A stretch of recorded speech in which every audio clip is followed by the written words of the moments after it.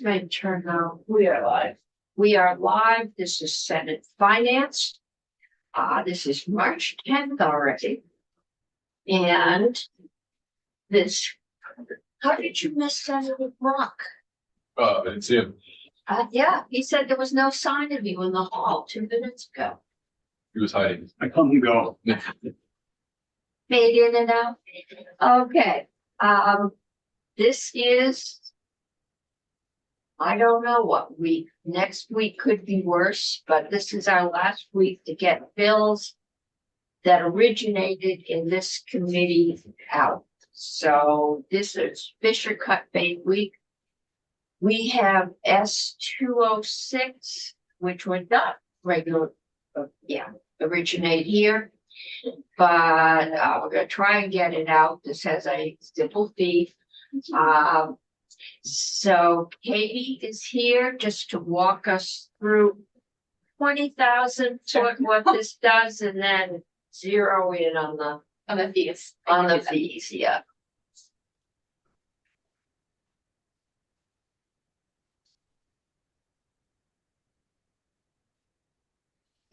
Katie McLennan, Office of Legislative Counsel. Welcome back. Hope you had a relaxing week last week. Hope you did too. Thank you. This is worse for you, I think, than it is for us this week. It tends to be a painful week. We have one more. We have 2 painful weeks. Oh, that's true. Okay. Okay, so I have the bill pulled up on the screen. This is S206, the licensure of early childhood educators by the Office of Professional Regulation. I won't do a deep dive. What I will do is just maybe start by telling you a little bit about what this does, without looking at words on the page. So right now, childcare programs, it's the program itself that gets the license from the Department for Children and Families Child Development Division, and individual childcare providers working in a childcare program are not the individuals who are being licensed. So this bill proposes to license the individual childcare provider through OPR. So this sets up a new chapter within Title 26 that governs professional regulations. It creates a board for overseeing the profession. It creates different licensure types for childcare providers, depending on the amount of experience and education that the childcare provider has. It establishes some variance paths for individuals who don't meet the standards for the licensure, particular level of licensure right away. And it establishes fees for these, each level of childcare provider created. So that is why I believe you're looking at this. It is on page 10. Should I skip right there, or do you want to? No, just really. Okay. Can I ask a quick question? We had this bill, a different version of this bill last year. How is this radically different? No, this is fairly similar. I would say it's quite similar. There is a second variance path that's created. But it still has the same tiers of licensure for different educational standards. Trying to think what else is different. What's It's the very variance path? Or are you gonna? I can go through Okay. the 2 variance paths, yeah. Thanks. Okay. So in section 1, we're just listing that early childhood educators are a profession that will be overseen by OPR. It's being added to the list of the other professions they oversee. Section 2 creates the new chapter in Title 26 about early childhood educators that are working in CDD regulated programs. This is happening sort of on a tiered timeline. First, the board is included to regulate the profession, and then the program or the regulation of the profession itself comes on board. So section 2 is just creating the chapter and setting up the board. Section 3 puts the actual regulatory structure in place. So you have the creation of the board, and who has to be on the board, the procedures that the board will follow, the duties of the board. That brings me to page 4. And this, we're amending the chapter that was previously created to put the actual structure of the licensure in place. So we have a definition section. I might go through these definitions of what the licensure types are, just to slow down here a bit. So on page 5, we have definitions of early childhood educator 1, ECE 1, just to be a little bit faster. There's an ECE 2 and an ECE 3. And then there's a 4th licensure type for family childcare home provider. So those are the 4 licensure types that you'll see here. So the ECE 1 is somebody who practices early childhood education as an assistant educator in a program under the supervision of an ECE 2 or 3 or a teacher who's exempt from this chapter, who is licensed by AOE and who has endorsements in early childhood education, special education, or elementary education. The ECE 2 is a person who practices early childhood education as the lead or primary educator. They supervise the practice of the ECE 1 and they receive guidance from the ECE 3. The ECE 3 is somebody who practices early childhood education as a lead or primary educator. And they supervise the ECE 1 and provide guidance to the ECE 2. And then we have the family childcare provider, that an individual provides developmentally appropriate care, education, protection, and supervision of children from birth to 8 years of age, and is authorized by CDD to operate a family childcare home. So this is the person. So this one is a little bit interesting because a family childcare home could possibly just be operated by one person. So that person already has a license from the Child Development Division. And this is licensing the person themselves or another person who could be working in the family childcare. Can I ask a question? Oh, the ECE 1 or 2 versus 3 is just that 2 receives guidance and 3 provides There guidance. are educational differences. Yes, there are educational. Yeah, we differences just haven't later. gotten there yet. Mhm. And what I'm assuming the morning committee talked about this, about the difference between supervision and guidance. We have defined terms. Oh, awesome. Yes. Thank you. So that's on page 6. Guidance means direct or indirect. I think maybe. Oh, I'm sorry. Oh, we want, yeah, we can, You're all set? Okay. well, I was just. In the last iteration of this bill, family provider, wasn't there only a certain time period you could apply for that? And then That's it goes still the away? case, yeah. Really? Mhm. I want to turn away that. I will flag it when we get there. Nope, sounds great. Okay. And then we have a list of prohibitions, Wait, Some- the guidance and supervision. oh, I'm sorry. Yeah, Okay, so I'm on page 6. Top of the page, guidance means direct or indirect consultative support, in which an ECE 3 provides feedback to an ECE 2. okay. And then supervision means on-site direct oversight, in which ECE 2 or 3 observes the practice of an ECE 1 and provides feedback, support, and direction. Okay, so guidance doesn't necessarily mean they're in the same room, but supervision would imply that there's, Yes. okay. So you can't. Guys, EC 1. The ECE 1 is supervised, so direct, this is on-site direct oversight, they're right there.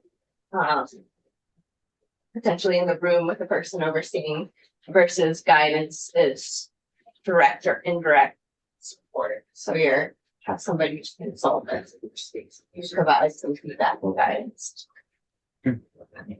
Boss and mentor.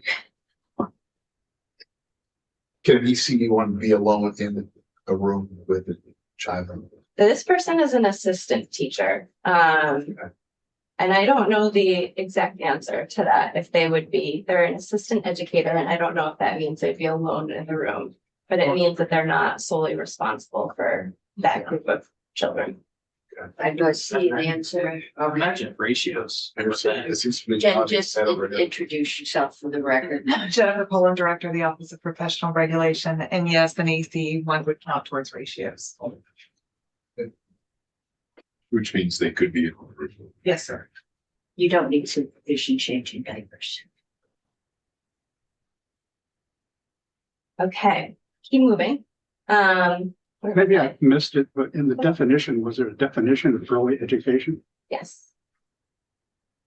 Or early childhood Mhm. educator. Early childhood educator, not education.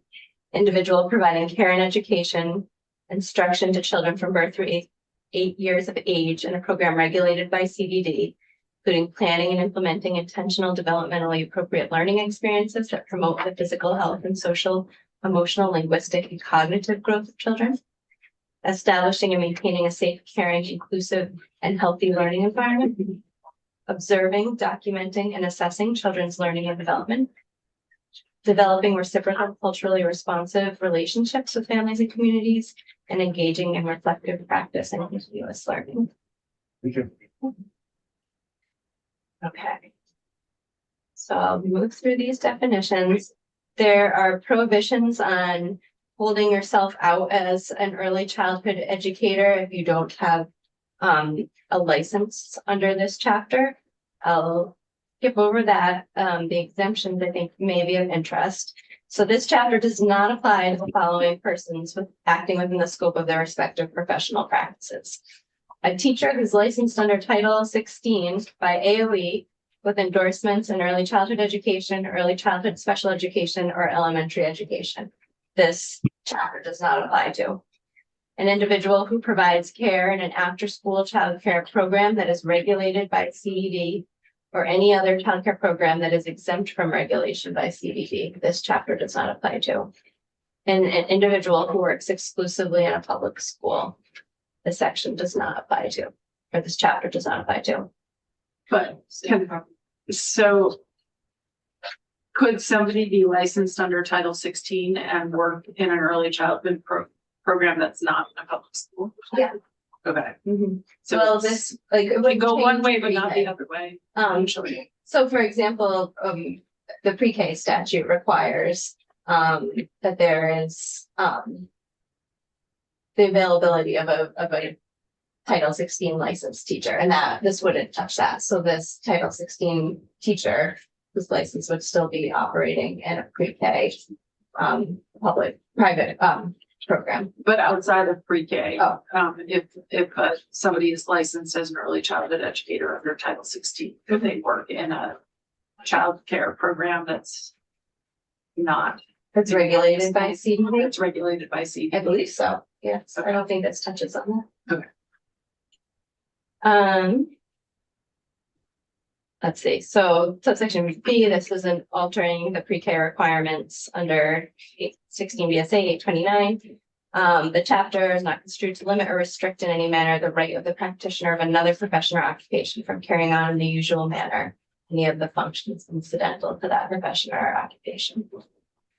I have a placeholder here for the board because that was created a year earlier. So this is just amending that existing chapter. And here's where we have the eligibility and qualifications. So I think this may answer some of the questions that you've had. And subsection A, to be eligible for licensure under any of the categories, the applicant has to have attained the age of majority, achieved a high school diploma or a GED or an approved equivalent credential, and completed field experience in early childhood education as required by rule. So no matter which category the person is applying for a license, they have to have met those. In terms of the actual license types, they're laid out here in subsection B. So an ECE shall have a certificate from an approved credential program in early childhood education requiring a minimum of 120 hours of training and instruction. ECE 2 is to have received an associate's degree in early childhood education or a related field requiring a minimum of 60 college credits, or in any unrelated field, a minimum of 21 approved college credits in the core early childhood education competency areas that will be identified in rule. The ECE 3 is to have received a bachelor's degree and an approved program. Make sure I'm getting from an approved program and early childhood education or a related field for a minimum of 120 college credits, or any unrelated field and a minimum of 21 approved college credits in the core early childhood competency areas that will be identified in rule. And then the family childcare provider is to be qualified for licensure if authorized by CDD to operate a family childcare home and is in good standing with the division as of January 1, 2029. The board shall not accept the family childcare provider applications after January 1, 2029. So that's the language that you were asking about earlier. Does that mean they shall not do any new applications, or that all family childcare providers have to cease? No, it's the first. So that Okay. means that if So- you're actively practicing as a family childcare provider on January 1, 2029, you hold on to that license for as long as you continue practicing. Okay, so we aren't putting anyone out of business, and we aren't, if my infant starts with the lady down the street, they are going to be forced to change childcare providers at the age of 3. Correct. So the exception would be if the person who has the family childcare provider license leaves practice for a certain number of years. They wouldn't be able to come back in as a family childcare provider. They'd have to come be relicensed as They a can't PCD be 1 through 3. So why is this why does this cease? I don't know if I'm the right person to answer the why. Are we getting other? Yeah, well, Yeah, yeah, we can ask, okay, That's okay. Okay. every 2 years, we're gonna get a fee bill. Yeah, so license renewal, this says that the license is renewed every 2 years upon application and payment of that required fee, which I know is what you're most interested We're in. getting to us. Um, I'm not sure it's what we're most interested oh, in. Yeah, exactly. I'm glad you said that. okay. Failure to comply with the provisions of this section results in suspension of privileges granted by the license, beginning on the expiration date of the license. A license that has lapsed shall be reinstated upon payment of the biennial renewal fee and the late renewal penalty that's in statute, except a family childcare provider license shall not be renewed after a lapse of 2 years. That's what I couldn't remember how many years. It's 2 years. This subsection B says that the board can adopt rules necessary for the protection of the public to assure the board that an applicant whose license has lapsed for more than 5 years is qualified before they are reinstated. They can create conditions under the rule.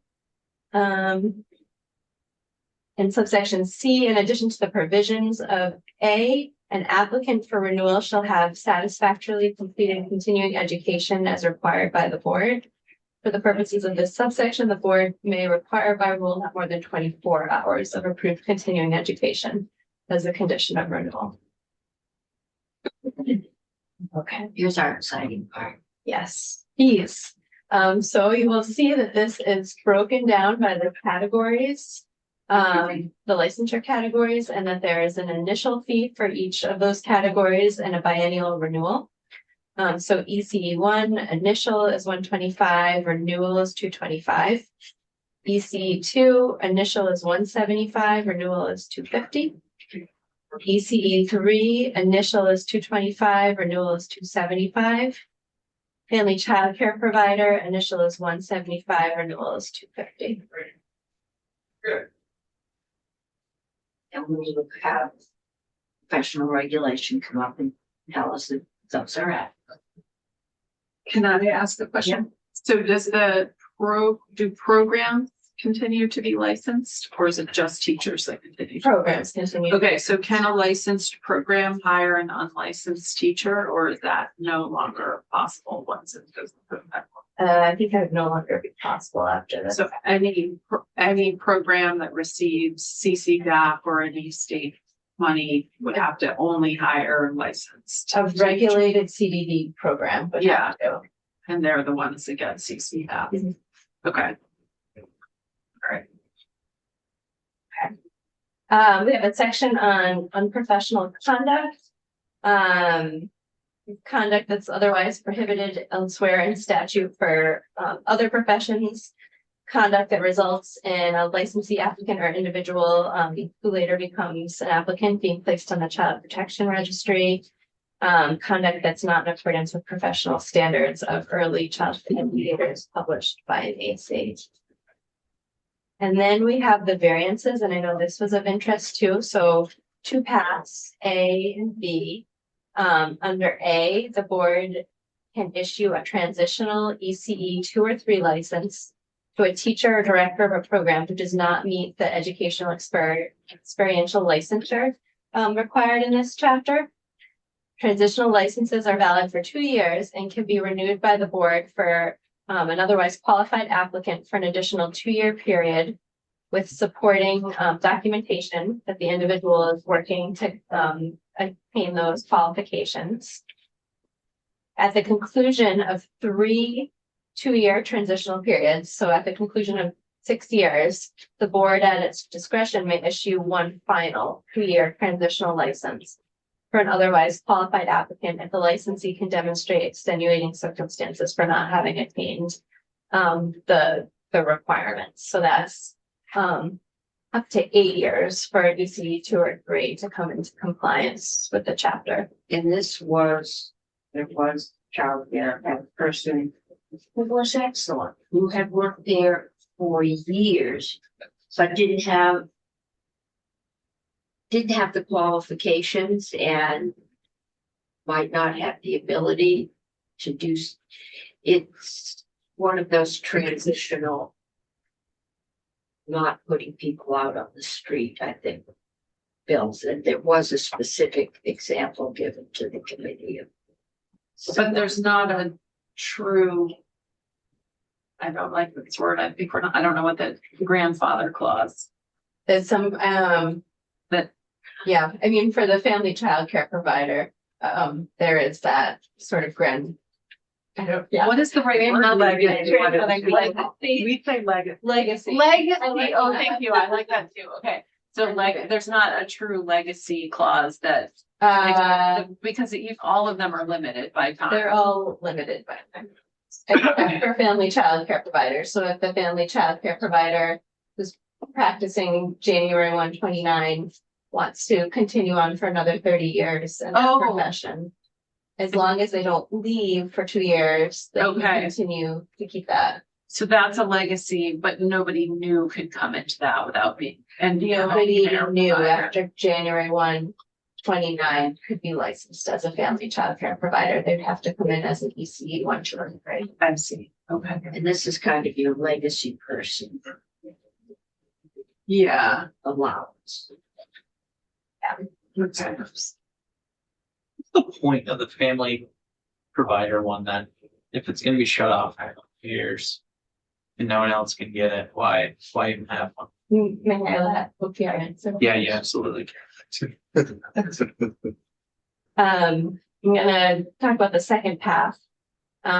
So in addition to what's available up above, the board shall also issue the an ECE license for individuals who have completed the eligibility requirements in A or D. So that was the age of majority, GED, continuing education. So somebody who has done all of those, if they have 21 college credits in the core early childhood education competency areas identified by the board and rule, or prior experiential learning that is assessed by an appropriately accredited institution of higher learning to be equivalent to those 21 hours of college credits and the core competency areas. And as you've identified, this section does not stay in statute indefinitely. These paths go away. And we'll look at where it sunsets because I can't remember the exact year off the top of my head. About 10 years. Top of page 13, disclosure by licensees. This section recognizes that there are different entities that are regulating individuals or programs that are the makeup of childcare programs. We have CDD responsible for the program, AOE responsible for a teacher who might be there, and now OPR responsible for the licensure of licensees under this chapter. So this section is requiring that somebody licensed under this chapter is providing to current and prospective families sort of a framework of who is responsible for regulating different entities of the childcare center or practice.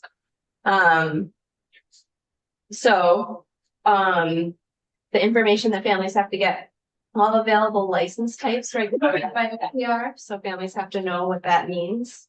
Or have to at least have the opportunity to have that information about what the different license type means. A description of OPR's regulatory authority for licensees and the programs regulated by CDD and how to make complaints. A description of OEE's regulatory authority over teachers and how to make complaints. And a description of CDD's regulatory authority over regulated childcare programs and how to make complaints. Section 4, this is where our variances go away, those two paths, 2036, it is 10 years. Section 5 is a report. This is almost a status report. How is this licensure program going? So a report in 2031 on the number of licensees by license type, state resources necessary to implement the chapter, the number and nature of any complaints or enforcement actions against a licensee, qualifications required for each license type, and any other issues the office deems appropriate. So that would be in the report. And that's a one-time. That's a one-time report. Yeah. Okay, one time. And then section 6, we have appropriations and positions created. So in section A, the establishment of the following new permanent position is authorized in OPR in fiscal year 27. So 1 full-time classified executive officer of the Vermont Board of Early Childhood Educators and 1 full-time exempt staff attorney. And the appropriation for that is $262,000 from the general fund. And this takes effect, this appropriation happens and these positions are hired before the regulatory structure itself goes into effect, because that gives time to set up the profession before the licenses are required. And you'll see that reflected in our effective date section. The effective date section 1, which is just the list of what professions are regulated. Section 2, setting up the board. Section 5, the reporting requirement.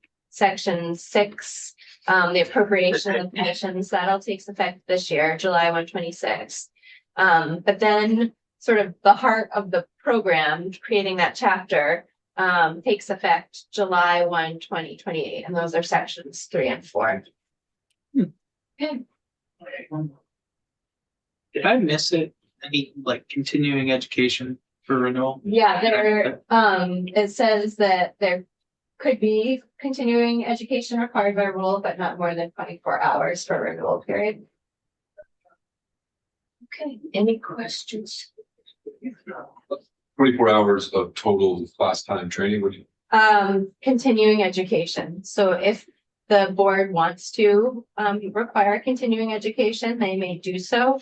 The renewal cycle is every 2 years, and it would be up to 24 hours of continuing education every 2 years. Not credit hours, actual hours. So like 24, 1 hour. Yeah. The credit hours is a whole other animal. We're not. Yes, yeah. Okay. This is college yeah, credits. yes, that's your question. Yeah. Isn't that a minor? Yeah. Seriously. Pushing. Okay, Is the regular, I mean, this might be a question for OPR, so I'll stop. okay, okay. I'm looking just for clarity, make sure I understand this. If someone wanted to operate a childcare center in their home, would they have to comply with these regulations? Yes. They would be a family childcare provider. Mhm. So they would have a license through CDD to operate the program. Mhm. And then the individual would still need to get a family childcare provider license. If, we're talking 10 years from now and that option has expired, then they would come in, they would need a license as an ECE 1, 2, or 3. Well, I know a few years ago, there was a lot of talk about early childhood education and its value. And I gather that there were a lot of conflicting stories. Do you know whether or not testimony was taken as to, does this work? Is it cost effective? I'm not always in the room when a committee takes testimony. I know that Health and Welfare took a substantial amount of testimony on this. I think. And I think that might be a better question for professional regulation. What do you mean this? Early childhood education? Yes. Does early childhood education work? Early childhood education and the use of licensed professionals to operate home childcare centers. Oh, that's a more specific question. Yeah, it is a more specific Oh. question, but it's, that's why I asked the preliminary question of, do people, for example, operate a family childcare center of, 3 or 4 or 5 kids in a home? Do they have to meet all these requirements? And then my next question from that, and again, it may not be Katie to answer that. The question is, does it work? Is it cost effective? And does it make any sense? Well, I think, Which is not presented in scientific. fashion. right, that's a specific question, but I mean, overall, high quality early childhood education, which includes Mhm. high quality educators.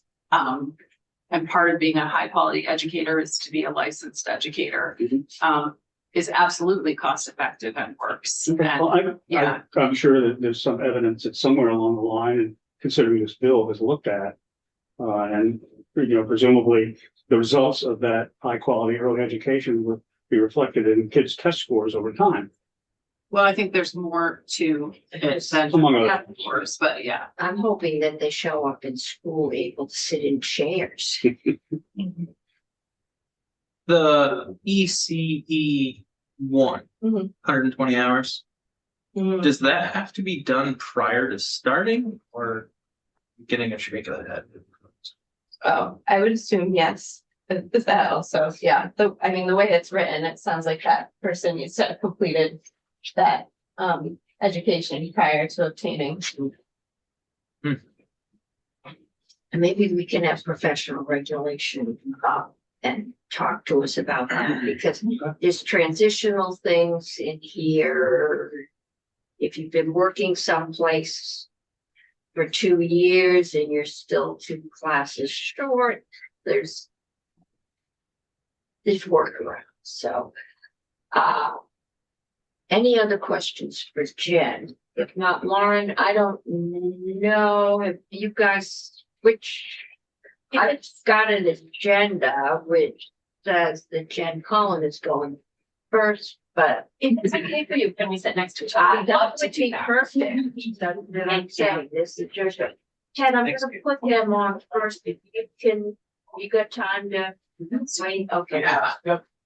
You want us to go first? Yeah. Okay, great. I think that's where the train of thought is going, and then we can go from there to. Is it a nice one? Yeah, What's that? it's just a bunch of ice fell off. It's it. I'm getting very nervous. It like came down and like this. I'm getting nervous. It's coming off my roof and it's been hard to get either out. Yes. And there was somebody killed 2 years ago, sitting on their deck on the ice. Yeah, they're big, thick pieces. Yeah, You're fine. You're fine. yeah, I'll just, okay, we'll put that in childhood education. Oh, this definitely has a superior inferior. I know, I was just thinking, I can't figure out how to make it shorter. It is what it is. You know, that's what it I'm a is. big woman and. That's why I put my chair is up. Okay. I'm glad that I was on the record talking about my self-consciousness about my height, but it's true, I am a tall woman and now I look incredibly tall. Thank you so much for having us. My name is Lauren Hibbert. I'm the Deputy Secretary of State and I have with me Jennifer Colon, Director of the Office of Professional Regulation. Hello. you folks raised some really great policy questions. So I think maybe we could just try and address those as we heard them and then talk specifically about the money, or Madam Chair, would you like us to If flip that's how, that would be fine. Okay, so I think probably the most critical question, not that one question is more important than any of the others, I'm not implying that, is the why.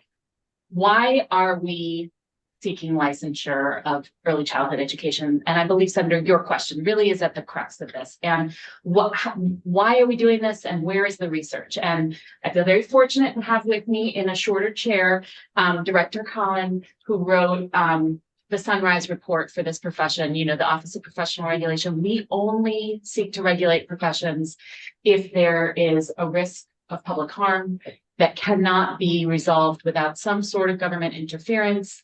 So that's the first question. And then if we answer that in the affirmative, then we look at what type of regulation should we put on this profession, and we look to do the minimum necessary. And you folks have heard about all different types of programs, and we have the registration, which is our lowest burden, then certification, and then licensure, which is our highest burden. The Sunrise report, which I encourage all of you to read, excellent document, really outlined that there is harm in this profession that can happen, and without remediation, it has long-term effects on children and teenagers and young adults and people in their 40s. So the evidence really shows that people, children, turn up to school better prepared if they have quality early childhood education, more ready to sit in a chair, but also better results on their test scores, better interpersonal skills with their peers, better emotional regulation within themselves.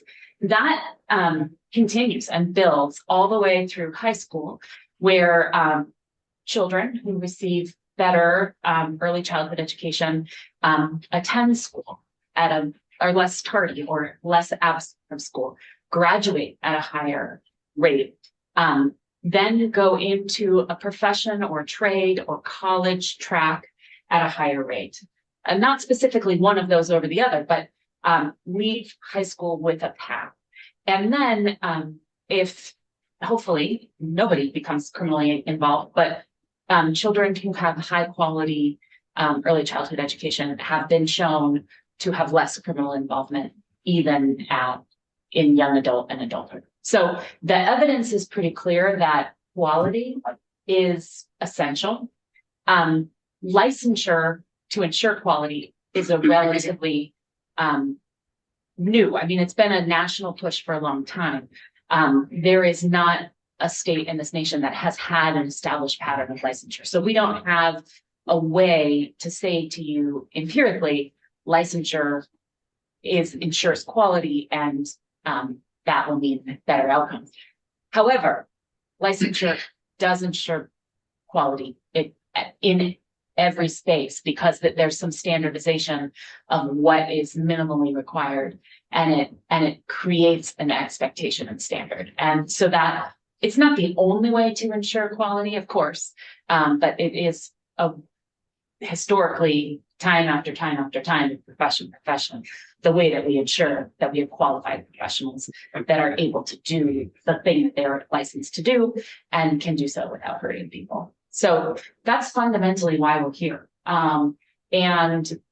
This bill, this committee saw it in a different, this concept, this bill saw in a different iteration in a different bill last year.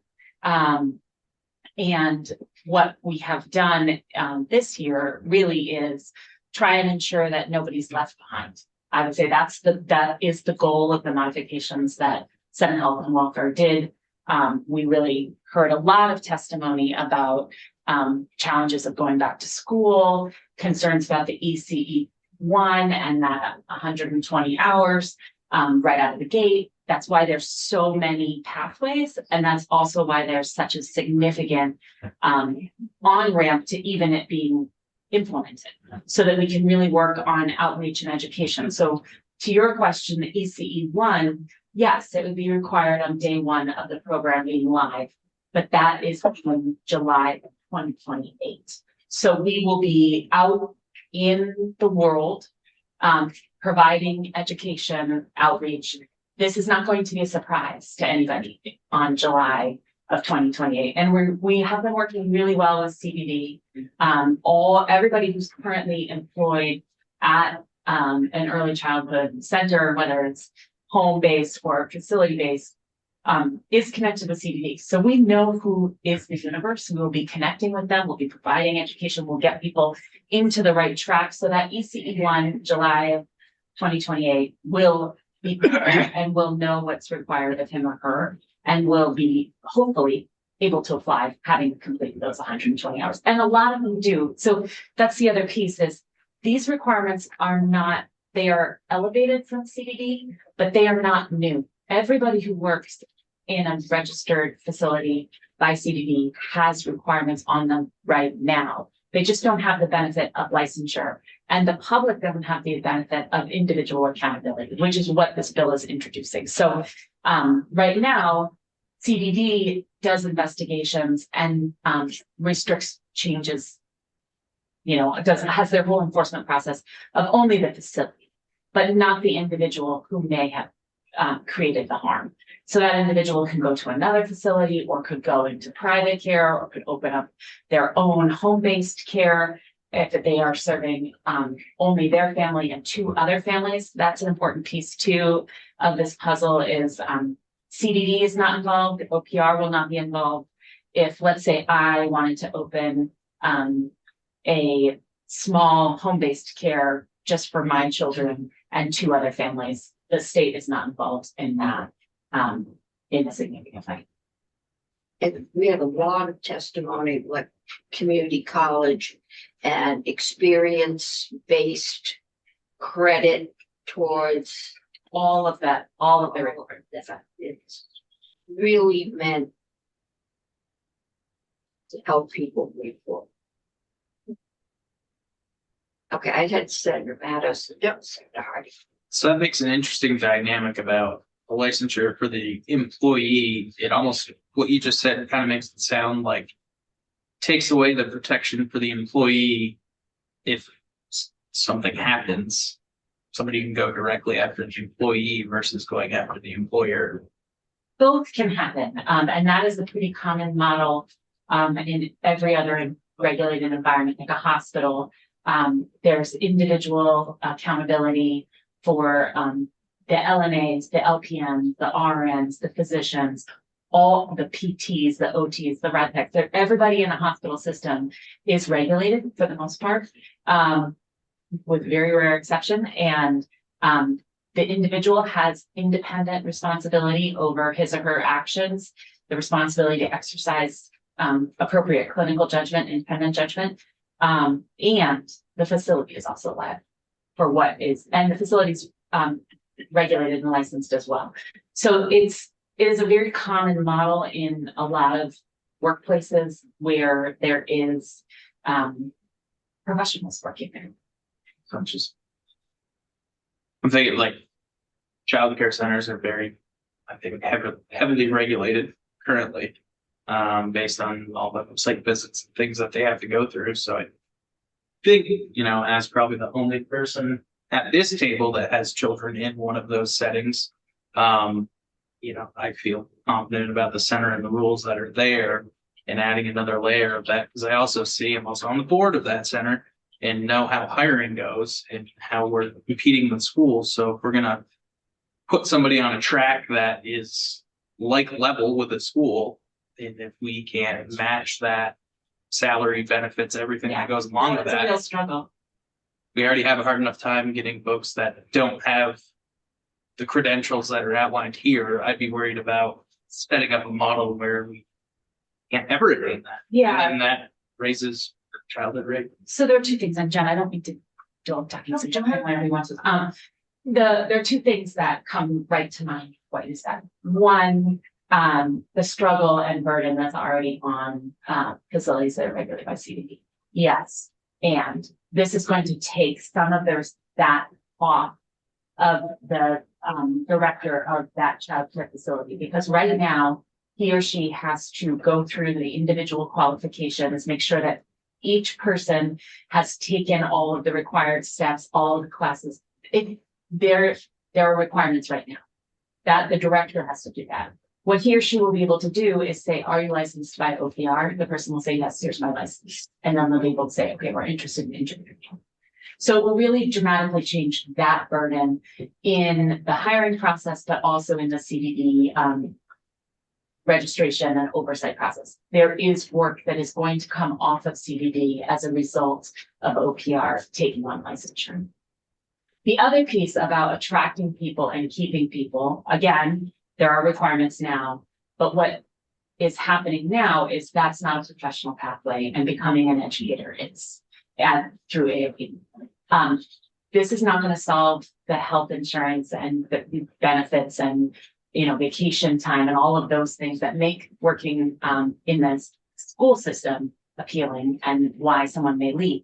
But it does provide a professional track for someone to go towards. And, you know, you should talk to the folks at Let's Grow Kids and Vermont Early Childhood Alliance. You know, there is a very, very strong push from the profession to become professionalized.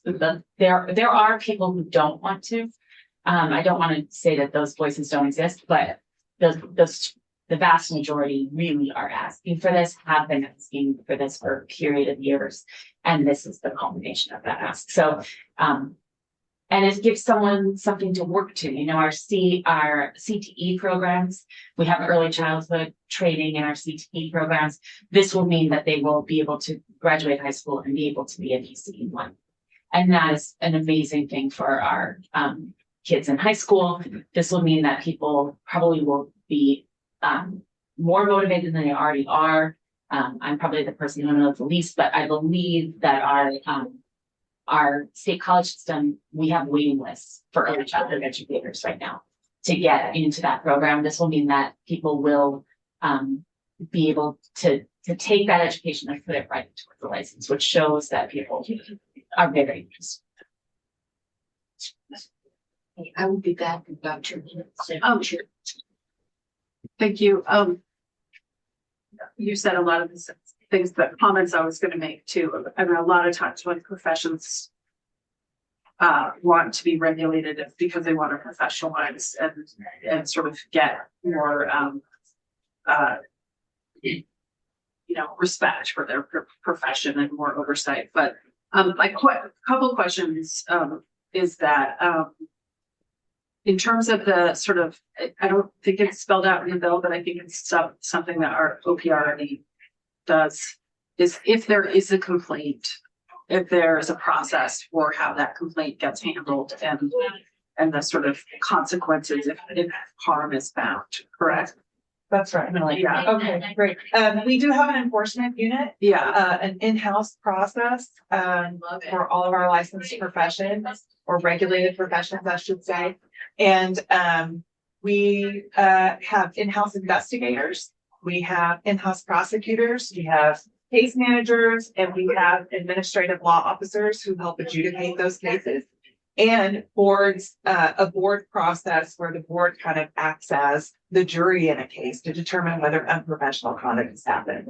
Our complaint system is very easily accessible through our website online. So anybody, we get complaints from the public, from consumers, from anybody. And you can file a complaint online. There's a portal that you go into, and that's what kicks off a process of screening, investigation. If it's accepted for investigation, in other words, our kind of threshold question is, if the allegations are true, would it be unprofessional conduct? And if that answer to that question is yes, we screen it in and then assign an investigator who goes and gathers evidence, meets with witnesses, reviews videotape, whatever the evidence is. And then once the investigation is complete, in our board professions, we have one person from the board who is recused from further hearings in the case, because they're going to help the prosecution team figure out if this is a case that should be prosecuted for unprofessional conduct. And essentially, if the case is prosecuted, there's going to be a hearing. The licensee has a right to be heard and to bring evidence and witnesses. And then ultimately, if the board finds unprofessional conduct has occurred, yes, there are standard sanctions that we have, warnings, reprimands. We can condition licensees to take additional coursework to remediate the issue. We can do administrative penalties. We can suspend someone's license. And that's a really important point here in this setting in particular. So CDD does regulate the facilities, and they go out and they do inspections, and they note violations, and they may close a facility, but we have the ability to immediately suspend someone's license to engage in the profession. So from a level of individual accountability for unprofessional conduct, that's a critical piece. And to that point, there was just an audit that happened on early childhood education sort of oversight. Yeah. There were some concerns that were raised through the audit. Would this process help address some of the concerns the auditor's office had? I haven't reviewed that audit report in detail, although we've seen some of the, kind of skimmed the article that we saw today. So yes, individual accountability and individual licensure helps to close some of those gaps, because and we've worked a lot with CDB already, talking, envisioning how this process would work, because we're going to be doing joint investigations. And if an individual has engaged in egregious conduct, we will have a process where we can immediately have a hearing in front of the board and say, and bring in witnesses and say, this is the conduct that's occurred. And the board can say, because there's an imminent threat to the public, that this individual may engage in this conduct again, we're going to take away that license. So yes, we can address some of those gaps in the system right now, because in the system right now, when you look up, for example, a facility in the Bright Futures database, you see the facility violations, but you don't know who did that conduct.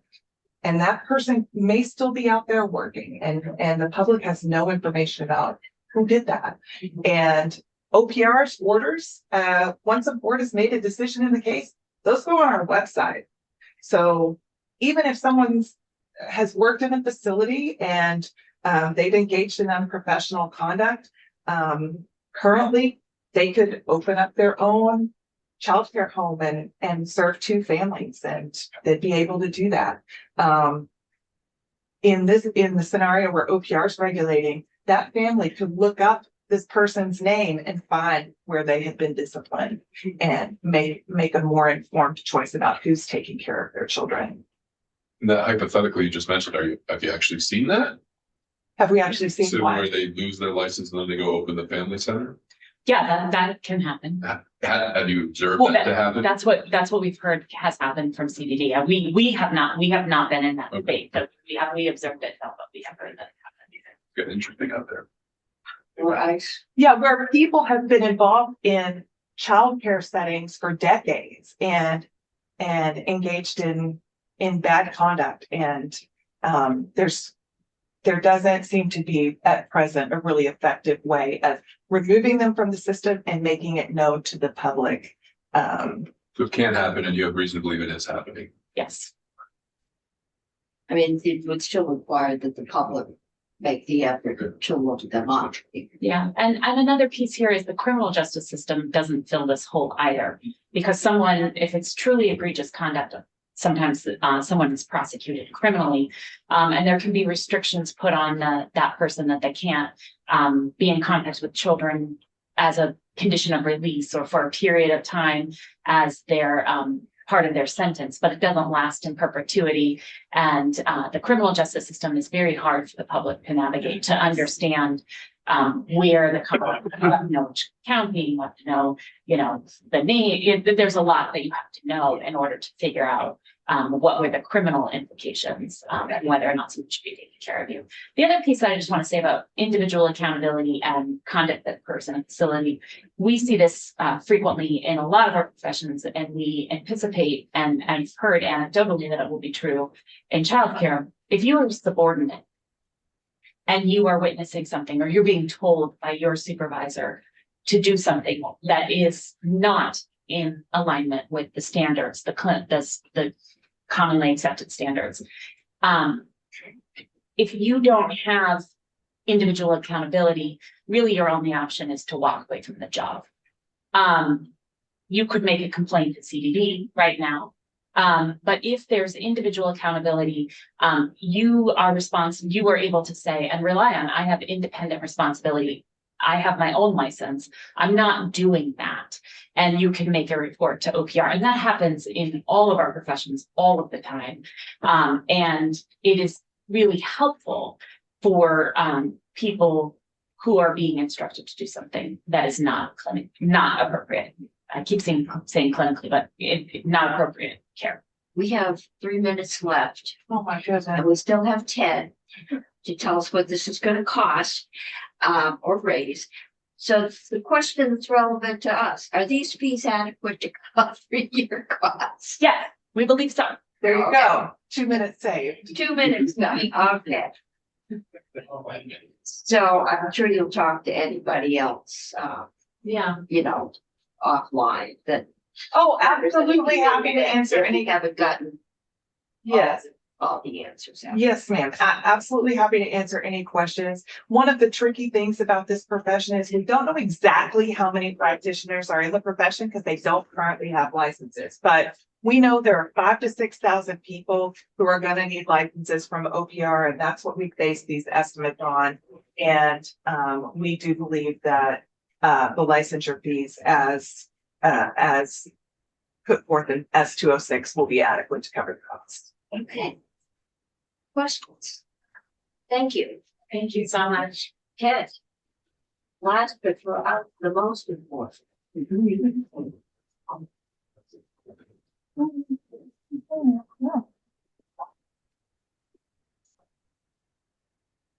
All right. Have Barnett joined fiscal office. I will try and do a speed run of the fiscal note. It's not that involved, so I'm optimistic. Now, this is probably one of the simpler. And I will say OPR was very helpful on this front. So yes, we have a pretty good, oh, I opened, this is the wrong one. This is the one that y'all are gonna see. I'm cutting into my speed run here. We've got 1 minute left, Kirby, and we're gonna make it.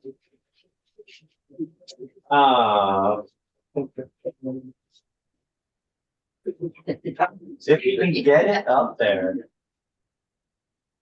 Wait, have we got it on ours?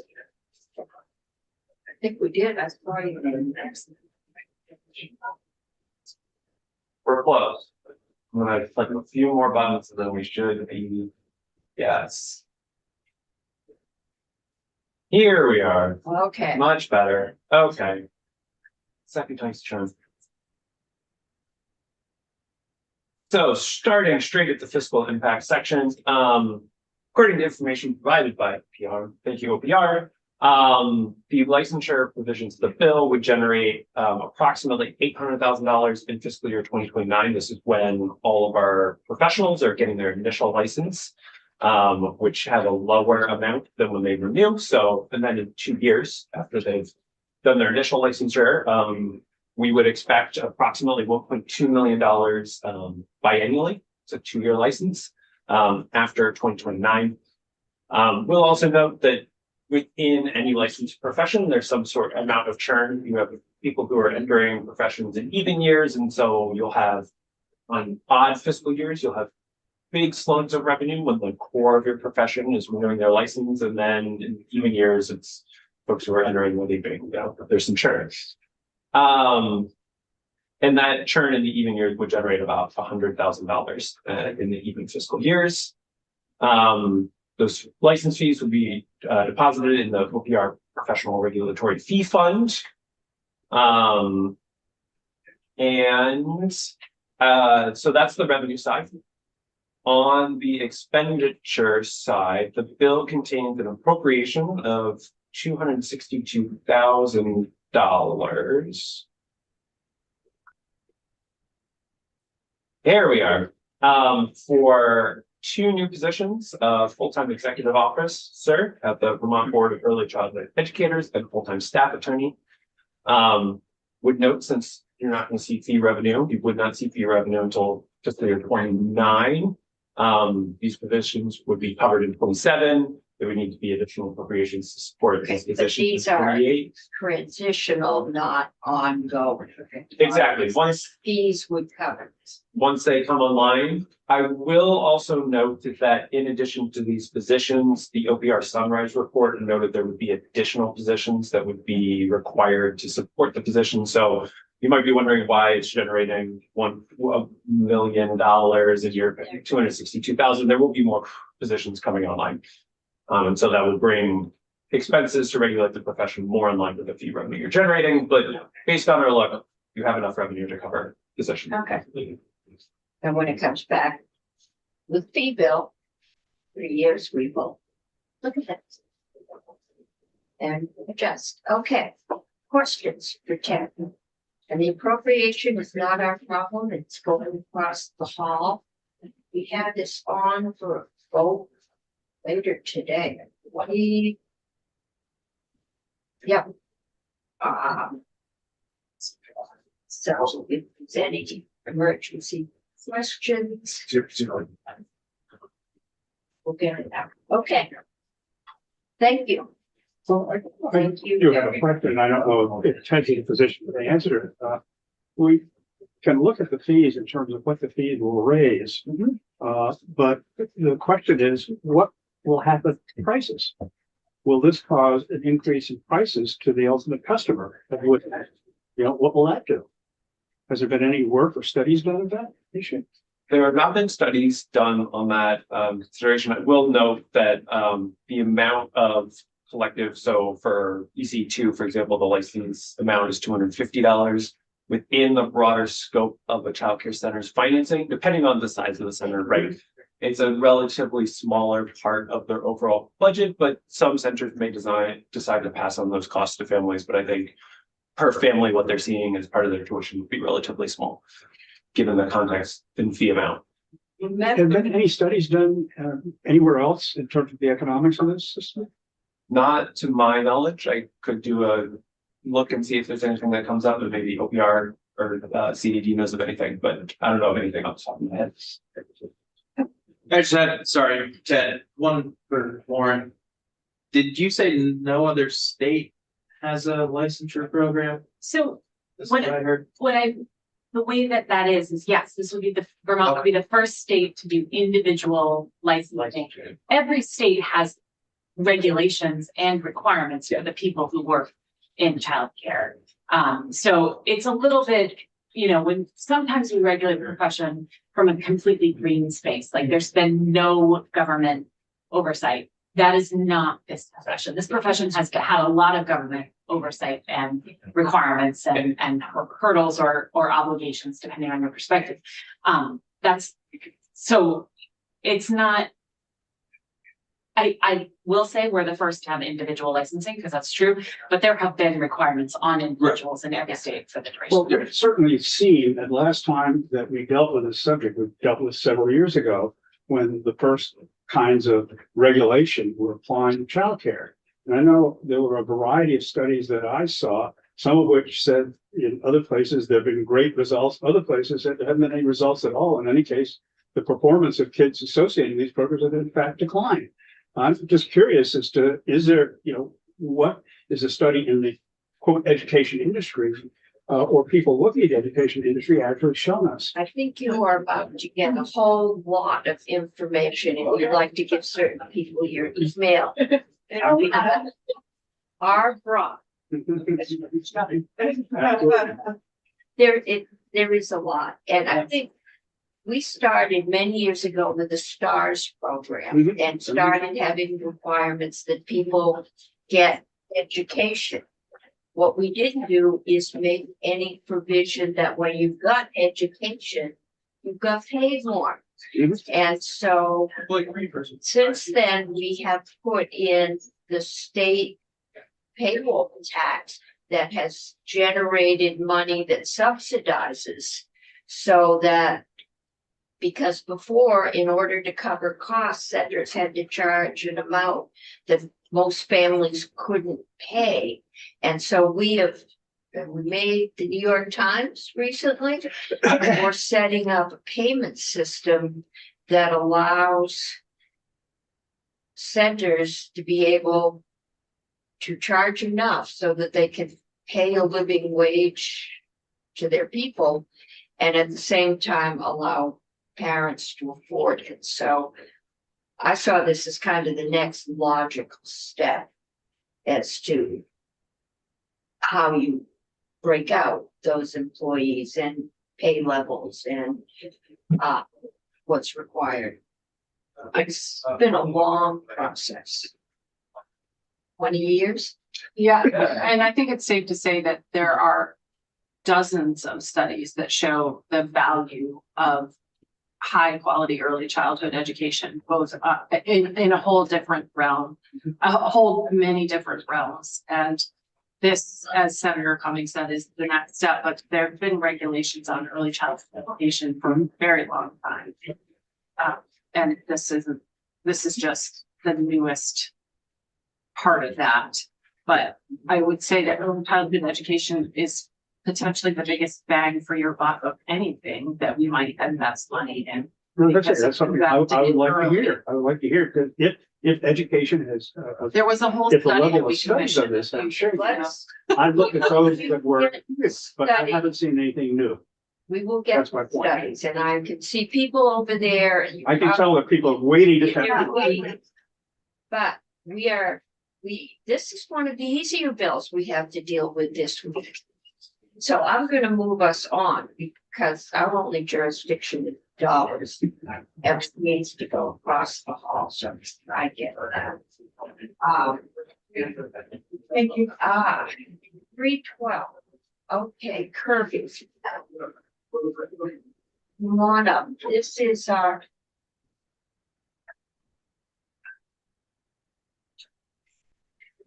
business that got an incentive to get a reduction in their income tax only since we've changed the income tax structure, corporate income tax. They don't owe enough to take advantage of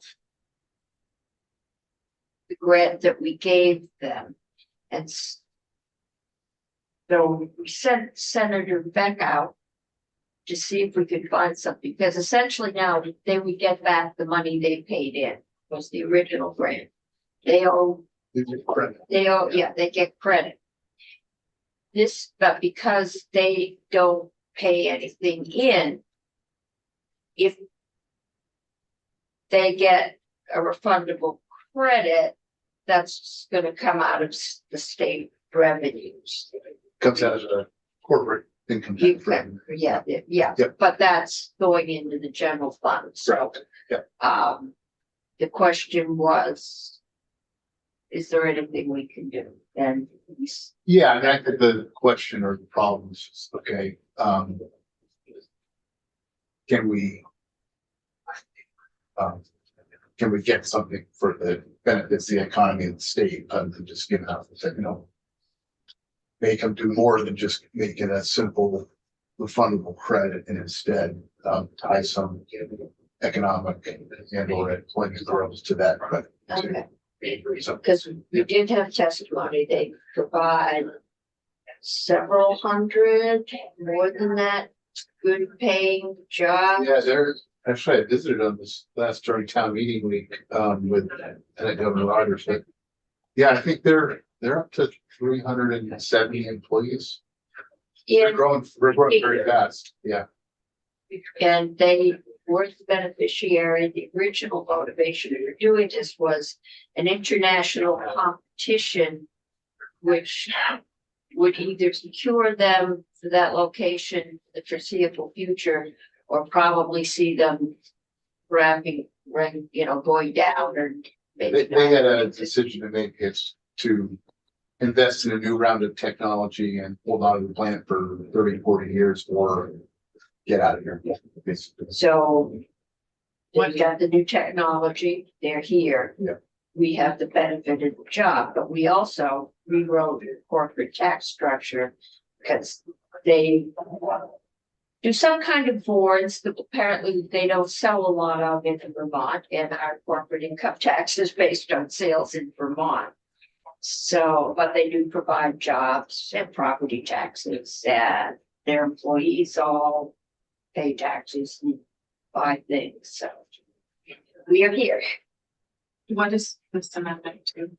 This is 312. No, I know, I'm just trying to, The strike call. is Kirby gonna walk through? Yeah. Oh, yes, I'm not gonna ask you about something we haven't seen. Okay, with that, I'll take it as my cue to walk you through the changes. So we have a strike all amendment to S312. As Rebecca was mentioning, it adds some additional requirements to the refundable aspect of this credit. One other change here is, this is set to sunset. Currently, it's in 2030. The original version of S312 had extended that sunset to 2034. This amendment further extends it to 2037. So that is one change in this amendment from the as introduced version of 312. And the other substantive change is what we were just talking about. So there's this new subdivision which makes the credit refundable in some situations up to 500,000 in excess credit amount. We have previously talked about how there's existing carry forwards that could be used for this as well. But you see, subject to the requirements of subdivision E3. So E3 is new. We'll look at that. As a refresher, S312 originally had struck out one of the provisions within the limitation. It was the provision that prevented this credit from reducing the taxpayers' tax liability below zero, so it couldn't be refundable. So that's gone. Still no change there from 312. But the new stuff. So we have this new subdivision that says a refund election made under the subdivision we were just looking at shall be subject to the following limitations. A, if the taxpayer in which the refund is requested, or if in the taxable year in which the refund is requested, the qualified taxpayer is in an approved and active veggie program award period. In addition to the refund limitations under E2B, which is mostly that 500,000 per year limitation. The refund amount shall be further limited to 25,000 per full-time equivalent position created in the taxable year that exceeds the taxpayer's target for new qualifying employees in that taxable year. So under the veggie program, there's different. They are benchmarks that have to be under a met. veggie program now. Yes, my understanding. Okay, Yes. And it's not tied to what they did back in 2012. okay, this is new. It's a new, they just did another expansion. Okay, So under veggie, there's yearly targets that those businesses have to meet for their veggie incentives. One of the targets is positions created. This is saying that there's a further limitation that you can receive the credit for $25,000 per position created, but it has to go above and beyond your veggie target for the year. That's what okay, this so veggie says that you're getting credit for 100 employees. You would have to get credit for 101 in order. it would be like veggie says, say you're in a 5-year period. Yeah. And in the current year, they're saying you need to create 12 new positions to get your veggie incentive. So what this language is saying is to get this refundable credit, you'll get 25,000 for each position you create that's above and beyond that 12. So you'd get, and you get 25 per, so if you did 14, you'd get 50,000. Yeah, as long as you have that much. Is there a cap on it? The cap is 500,000. Okay, In one year. And yeah, in 1 year. so what's that 20, you go 20 positions above and beyond veggie and get 25,000. And this would go until 2037, Yes. so they could get it every year until 2037, $25,000 for every position they quote unquote create. Beyond veggie till 2037. They only have, they have a defined credit. It's not an unlimited credit. We're gonna have What to is hear from the Rich. defined credit? Is it 500,000 or is it? No, I think it's total, it's like 3.1 million. So this is above and beyond the veggie incentives that they already get. Yes. And this would be only for this company. The other companies that are in veggie wouldn't get the same treatment. There's, the statute has criteria that, you know, to be eligible for this credit, you have to apply and go through BEPC, and you have to meet all of the criteria. The criteria are very limited. I can tell you what Jobs they are. investment, I think. It has to be a business that was existing on January 1, 2010, with no fewer than 200 full-time employees. It has to be a C corp, and it has to be located in a rural economic area partnership. To be in veg. To get this credit, you have to be eligible for this credit. So to apply for BEPC and be part of this. Okay, that's what. So they did that, they got into this program, but the reason they haven't been able to claim the credit is because we did major corporate tax reform and they don't have a tax liability. So we already gave them a benefit. We changed the corporate tax structure so they don't owe anything. So this is just giving them something above and beyond that other companies don't qualify for. And it's just I'm not gonna ask you this, Kirby, because but this is just a carve out for one company to get a big chunk of money from the state. That's like, we've done this for another large company, done things where there's a definition that only one large company might meet certain furniture manufacturing. I'm wondering if that company might meet these definitions. We've done several things for Ethan Allen. Oh, well. That works, Yes, we've done- you know, it doesn't, we've done this in the it's the definition of where they're located and their size. That pretty much limits it to one company, which is what this does. Right, Maybe which it is- there might be one more that fits in. I don't know. Trying to give them a way to unlock their credit that Yeah. is benefits the state too. So, Right now, we don't have enough general fund to pay for people to get food and healthcare. Why are we giving a corporate tax credit to a corporation that already benefited through us changing the corporate tax code 40 years ago? That's why they can't get the credit. They don't owe corporate taxes because we changed it so they don't owe corporate taxes. We gave them a benefit 2 years ago.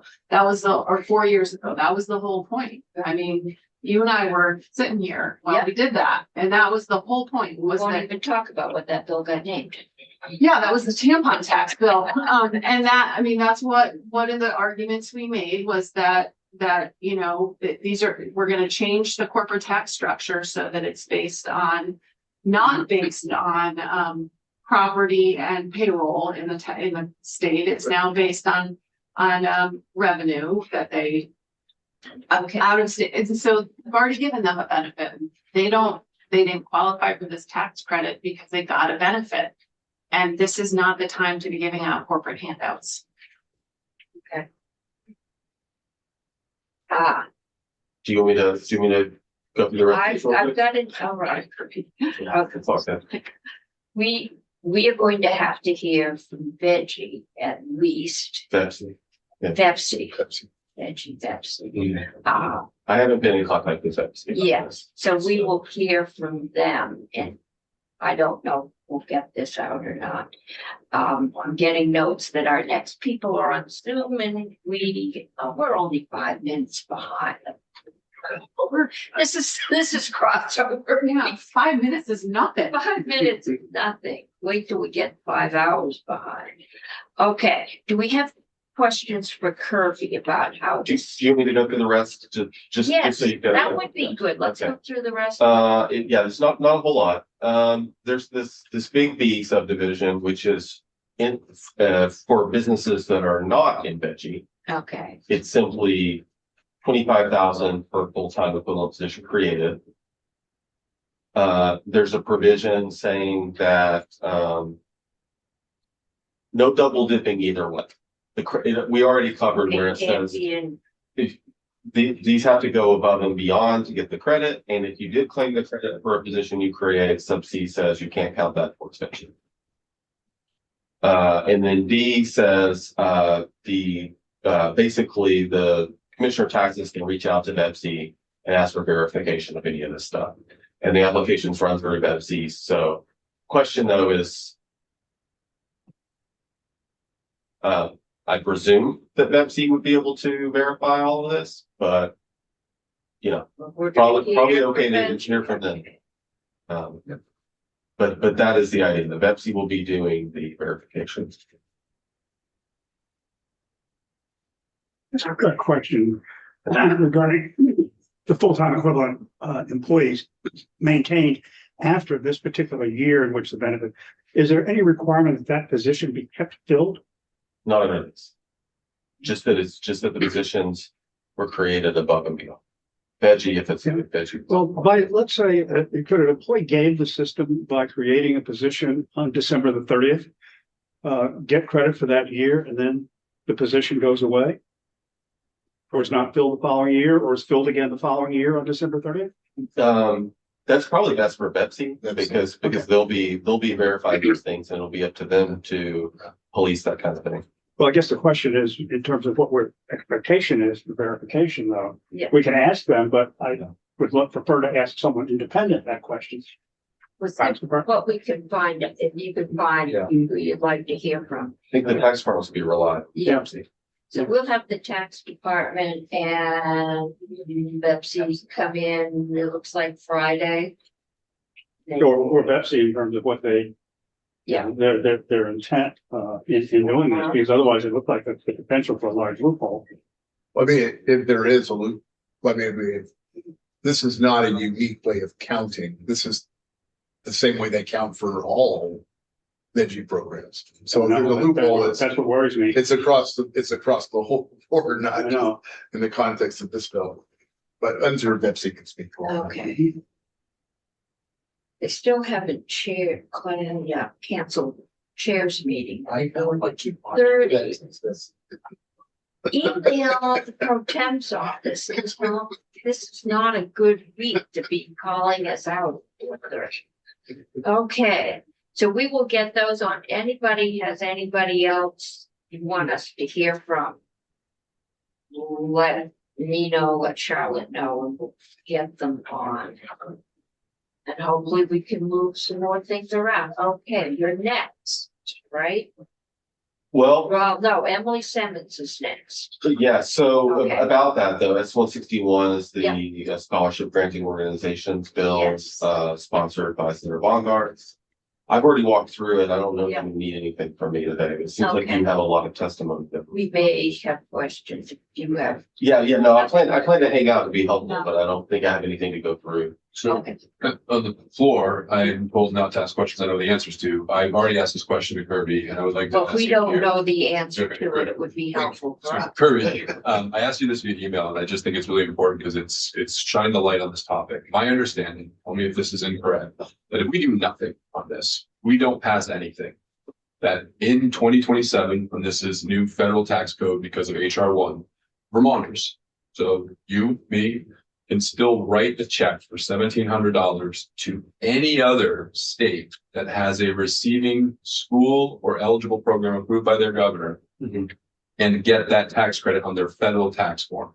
Yes. And so if we do nothing, this. If you do nothing, then the governor can choose to participate.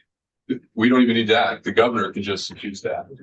Hmm. The governor, Yeah. okay. I'm saying if you do nothing, like what you're saying, that's two different things. Even if you do something, you can do the first thing you said, or a taxpayer can. A taxpayer could, I'm from Tennessee, I'm not assuming Tennessee's gonna go along with this. And they could make a donation to an SGO in Tennessee and get that federal credit, that Vermont. Because we have no control over the federal tax law. And so No. Vermonters take advantage of this. Vermonters can take advantage of it. And absent action by us, we're just excluding Vermont opportunities. of But absent action, just because I don't want that nuance lost.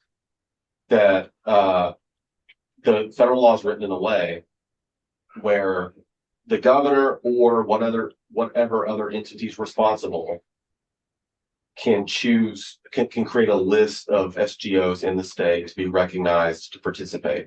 So if you do nothing, Vermont, it's up to the governor whether Vermont participates. So But if we do something, then If you do something to limit the governor's ability or to try to narrow the scope of it, yeah, then, and the governor would have to follow it. You could also Or create a veto. Vermont entity that has that authority over the governor because you're the lawmakers. right. to close out my point, if I may, so I definitely support taking this on because I don't want Vermont to be left out of the cold and to exclude those tax benefits that people will be able to take advantage from Vermont programs. So I think this is well worth the debate to understand it, and that's why I support it. I think that's what Senator Bonigard said, is that Vermont, you know, is to set up a programs or system that we would like to see those tax credits go to. And what this bill proposes is low income education, after school, summer recreation things, but that's just our first walk. But Kirby, my understanding is that the federal law, the federal regulations for this program are not finalized yet. Yes. And that a lot of what the details about what is going to be allowed by the federal government is will be in those regulations. And that it's entirely possible, even probable, that the federal government is going to define it in such a way that it would overrule whatever that state law happens anyway. And so that if we want to control it in a way that does what we collectively want to do, it may be, you don't have to answer this part, but because the regs aren't out there, it may be more prudent to wait until they are out there and then we'll know how to define it. I think it is, I can't speak to it because as far as legal advice for the General Assembly, the more I've been trying to monitor this and the more I see the lobbying pressure that's put on the IRS right now in developing those treasury regulations, the more I'm becoming concerned that it's possible that the IRS regulations will include some provisions that limit what states can do in tailoring the program. Yeah. I think that is possible. Going even beyond that, at the federal level, the U.S. Supreme Court has actually done a lot to stop agencies' authority. The Chevron deference, if you're familiar with that, was overturned. So could someone challenge if IRS does do that? I'm just going way out in the future. Right. If IRS does do that, say, we're going to limit what states can do, maybe an organization comes along and challenges that and says, there's nothing in the statute that you can limit what states can do. And so then maybe, years from now, these regulations could be partially overturned or something. So there's a lot of unknown is what I'm trying to say. And so Senator Hardy is correct that without knowing what these IRS regulations say, there's unknowns in you're operating. But if we do nothing, If you do nothing, then the governor will be able to participate. and If you want to do something and want to be safest as far as what the IRS might do, it would be to create a law saying Vermont will not participate. It's very clear in statute that this is voluntary. okay, so we can say Vermont will not participate, which just means that no private, I assume can't you? It means there would be donate no Vermont public- SGOs, but as Senator Chin was saying before, Vermonters would still be able to donate to SGOs in other states that are. Other state, no Vermont state would do it, and no organization in Vermont would benefit from these donations. Vermont taxpayers could still benefit, but the money would have to go to a participating state. If we do something similar to this bill, which says this is how if this is what we decide, this is what we want to have happen. And then the IRS comes in and says, no, it's gotta go to a accredited school. Then our bill would be moot, right? It would be over, Federally preempted. it would be federally preempted, it wouldn't go anywhere. The, if you take S-161 as it's introduced, which says that Vermont will participate, but then puts additional limits on what that participation means. You could end up in a scenario where the IRS says you can't make those limitations. You still have a law in the books and Vermont will participate though. So it's not going to automatically change it so that Vermont's not participating. It just means that you can't add those additional. Can't add those, Because but- if you try to enforce it, it'd be a matter of, it's basically unenforceable. You still have a law in the books, but under federal law being enforced. So but that would open up the possibility that private schools in Vermont could receive donations. Private schools in Vermont, if we don't participate, could not receive donations from out of state. To be specific, though, these scholarships are directly to students, not to the schools, but it would be to students attending the schools. But they're not, they're to an what is an SGO or something like that. So there's a scholarship granting organization that gets created and that has to meet certain requirements. And then the governor has to say, okay, or whoever, we're going to give these scholarship granting organizations the money, and then they give them to the kids. So ultimately, it's up to them to give them to whoever. In this sense, one up to. To be extra clear, let me run through like the quick version of the framework. The governor will be responsible for identifying the legitimate SGOs that meet the requirements in the state. Those would be the ones where a donor giving to those specific organizations will be able to claim the credit. Those organizations under federal law can have a bunch of requirements that they have to meet. So they'll have to operate a certain way. That's why these SGOs probably almost certainly do not exist now, because of all those different requirements. What kind of organization exists that already meets that, right? So they would be a newly formed thing. Those SGOs would give scholarships to individual students. And then those scholarships could be for a particular purpose, such as attending a certain school or for school uniforms or whatever. And there's limitations on how that works, but it goes donations to organization gives scholarships to students go to schools. There's no money going directly to the schools. It's, through that system. Right, but if we say we're gonna participate and we put guidelines or requirements in there, and that IRS comes back and says, no, states can't do it, only we can. We're on the books saying we are participating, but then the IRS will define how it works. And we've lost control over creating those guidelines. And they may put some guidelines on saying, only a specific type of school, and it might be a type that we wouldn't want to get those. I don't know. There's not, unless we say, no, we're not going to participate until we see those rules, we don't have the kind of control over the program that we might want to have. Even in that scenario, Vermonters will still be able to get this tax credit by sending the money to other states. People who can afford a $1,600 donation to an organization would still be able to get a tax credit by giving it to another state. But we wouldn't, if we don't control in the state who gets the money, we could be undermining our education system in a way that we don't want to, certainly that I don't want to. That some of us may not want to, and would have lost control over being able to do anything about it. We are now about 20 minutes behind, and we are into committee discussion. And before we discuss, we're going to hear from our witnesses. And Emily Simmons, who's been sitting on Zoom patiently. So Emily, you've heard the discussion so far. Have you got any enlightenment for us? Emily Simmons, General Counsel, Agency of Education. You know, as an attorney, I love a hot bench, so I'm so tickled to hear that the conversation has warmed up before I'm joining in.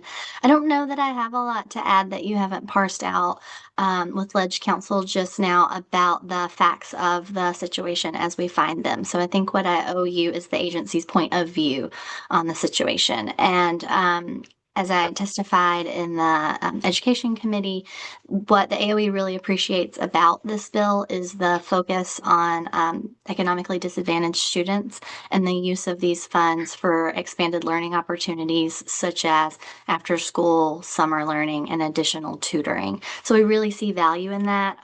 From our perspective, it is difficult to imagine dollars on the table for students for those purposes and leaving them there. Realizing that there are external issues that are uncomfortably outside of our control. Totally get that you have a weighty policy decision to make, and we are, you know, further hamstrung by not having the details of those final regulations and somewhat by timing of the program starting. So that's what I can offer to you, and of course, I'd love to answer any questions you have about that. Okay, can we back out of the program at any time? And if we go in, can we change our mind next January? Seems so. It seems that by default, the governor would have the authority to opt in and the same authority to later opt out. How about the legislature? I think that would be a result of any legislation that you would pass to amend the governor's default authority. Okay. So on that point, your understanding of this, is it consistent that if we go forward and pass this into law with some specific restrictions and that's in place, and then the IRS does some things, and whoever the governor is at that time wants to opt out, would our legislative action prevent the governor at that time from being able to, in fact, opt out? I know we could probably have Kirby draft some really cool language that would allow that governor to opt out, Right. but understanding that just by default, they would have the authority to opt out regardless of what this legislative body does. I'm gonna double check the lead-in language because I'm remembering a may. He or she. So this particular bill says that the governor designee may elect to list, which is the stand-in for opt-out. So I think no. I think this bill would not prevent the governor from refusing to provide a list of organizations.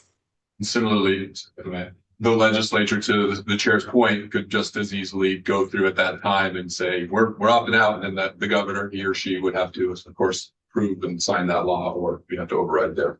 We would get 1 year donations Right. to private schools. All right. It's not just private schools too. This I was goes. gonna say, I don't think it is just No, private it schools. can these go to public schools? After school program. Okay, so they can go to I think public. 161 is drafted, it's only to public schools or food independence, right? I think, as introduced, But, yeah. but for public schools, people don't pay tuition, so it would, I mean, I think Yeah, it, but you pay for after So I school. think it's limited to after school and summer program, Which pay. So, yeah. not tuition for what they. okay, Yeah, you would pay for it in some cases. in some cases, not all. Well, you might find more schools let you pay for it if there were scholarships. Okay. Emily, do you have? It got clarified just now, but there was crosstalk. Yes, many school districts do accept private pay tuition students, and actually I'm hearing more and more about that. So that's not even what I would characterize as uncommon anymore for a non-resident student to be admitted to a public school district for tuition payment. Yes, we had a lot of discussion about school tuition payments a week ago. So it does. That is a good point. Yeah, especially schools near employment centers and after school. programs. After school programs are necessity these days. I mean, I have kids every day after school. It's $2,000 a month. And that can be expensive. Actually, this is a question for Kurt, is that okay? Yeah. There's a House bill on this topic too, and you must be the drafting attorney for that as well. There's- What is the approach So Kirby P. Legislative Council, there is language in the miscellaneous tax bill in the House right now. That is drafted to preclude Vermont from participating. It's in the miscellaneous tax bill? So the miscellaneous tax bill at the moment. Apparently Emily has learned to decorate. Still in committee, miscellaneous tax bill is pretty sizable at the moment. There's almost 50 sections. Ooh, damn, we're gonna have a fun. How many Oh, sections? have you we said? are going to decorate like crazy. Lovely. I know there is a lot coming over on miscellaneous tax. Oh, good. A lot of that's conforming change, by the way. I don't want you to freak out. Yeah. Boring, come on. Some of it, yeah, this. I'm not sure which bill it's coming on, but a lot of fleshing out of things that were in 73 that we didn't have time to flesh out last year. So we've got some interesting bills coming over. The nice thing about taxes, it's a very broad subject, which makes it germane to a large variety of things. So I just want to say, when I raised this awareness from the conversation with Kirby pre-town meeting week break, advocates caught me and they questioned the accuracy of these statements. So I stand by what Kirby has said, and my understanding of this is that Vermont state tax code can't impact the federal ability to take this credit. So that's just what I want to make clear. If anybody's watching this on YouTube and wants to contradict that impression, but that to me motivates me to continue this conversation, because I don't want to just shoot ourselves in the foot. Say you and can't. only go to out-of-state opportunities. You can't say you can't. I mean, they take a still federal could. tax. I mean, Yeah. Vermonter can still give regardless of what we do. So it's not like we're saying to our taxpayers they can't. The people who have $1,600 to give to an organization could still do it either way. It's just a question of how does it impact our educational system? So I, And there could be unintended consequences if the federal regulations are not. I Done in a have 3 way. kids, and I was spending a lot of money every day for after-school programs, and I would hate to look at my constituents and say, you can't give that $1,700 for your kid, but you can for somebody in Tennessee. But they might not be able to anyway, even if we act, because That what is the the federal risk. regs Correct. might come up with. And if there's an SGO that's created. We are getting into committee discussions. I'm going to try to get us through the witnesses first, then we can argue. Senator Taylor has joined us. Mark, You're muted. yeah, no, we've got you muted. Hey. Thank you. There's someone else, I think, who wants to testify from the Education Law Center. Can we hear from him as well? We can hear from anyone. On Okay. the agenda. Oh, he's last on the agenda. Okay. Okay, he is on. He just popped on the screen. Okay, did you have something you wanted to contribute or question it? I do, but maybe I'll wait till after the law center. Thank you. Okay. Yeah, I've got 2 I might vote out. They're on the agenda. Okay, I'm gonna move us down. We've got Ken Fredette and Greg Hughes, Friends of Vermont Public Education. Come on up. I'm just gonna ask you, yeah, come up together so you don't duplicate.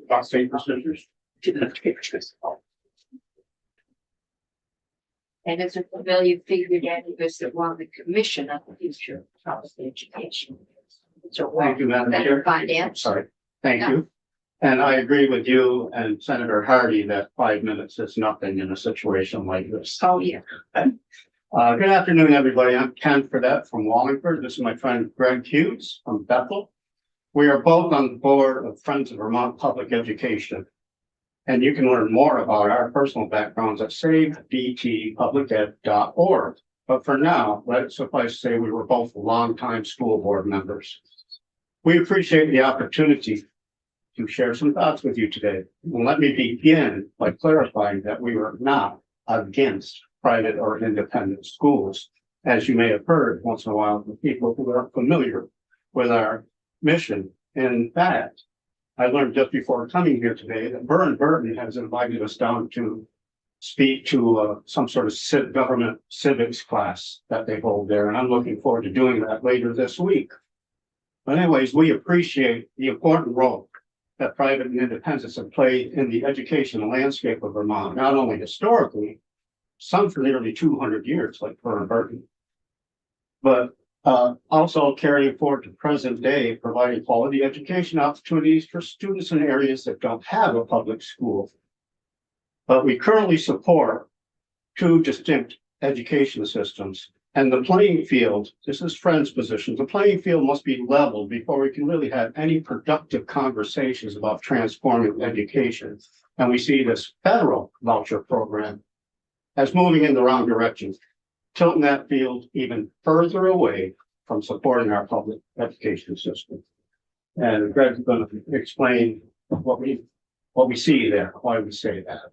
Good afternoon, Madam Chair, members of the committee. As Kent said, my name is Greg Hughes. I live in Bethel, where I was a longtime school board member, and I'm also a friend of Vermont Public Education.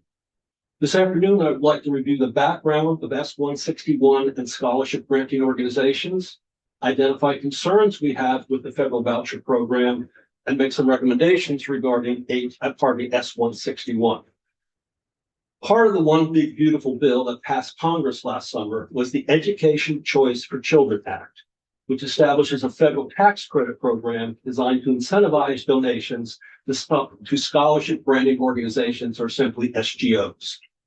Under this framework, individuals receive a dollar-for-dollar federal tax credit for contributions to SGOs, which, after retaining a 10% administrative fee, distribute the funds to families as school vouchers.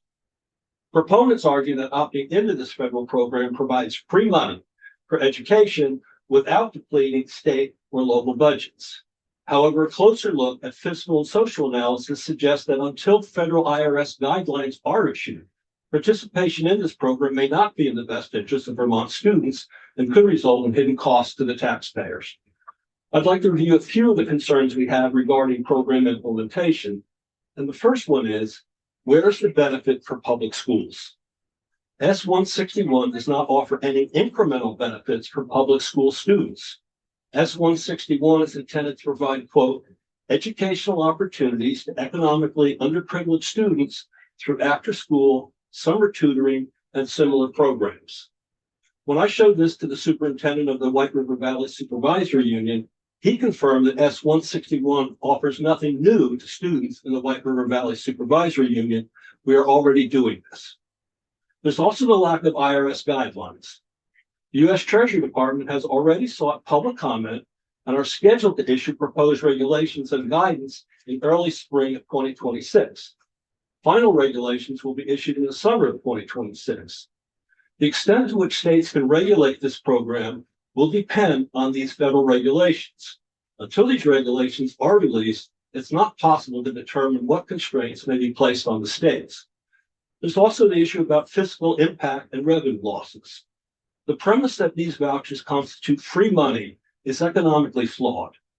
By offering dollar-for-dollar tax credits, the federal government deliberately reduces its tax revenue. These are funds that would otherwise support public infrastructure, including Title I school funding, healthcare, and social safety nets. There's also the total cost of the federal voucher program.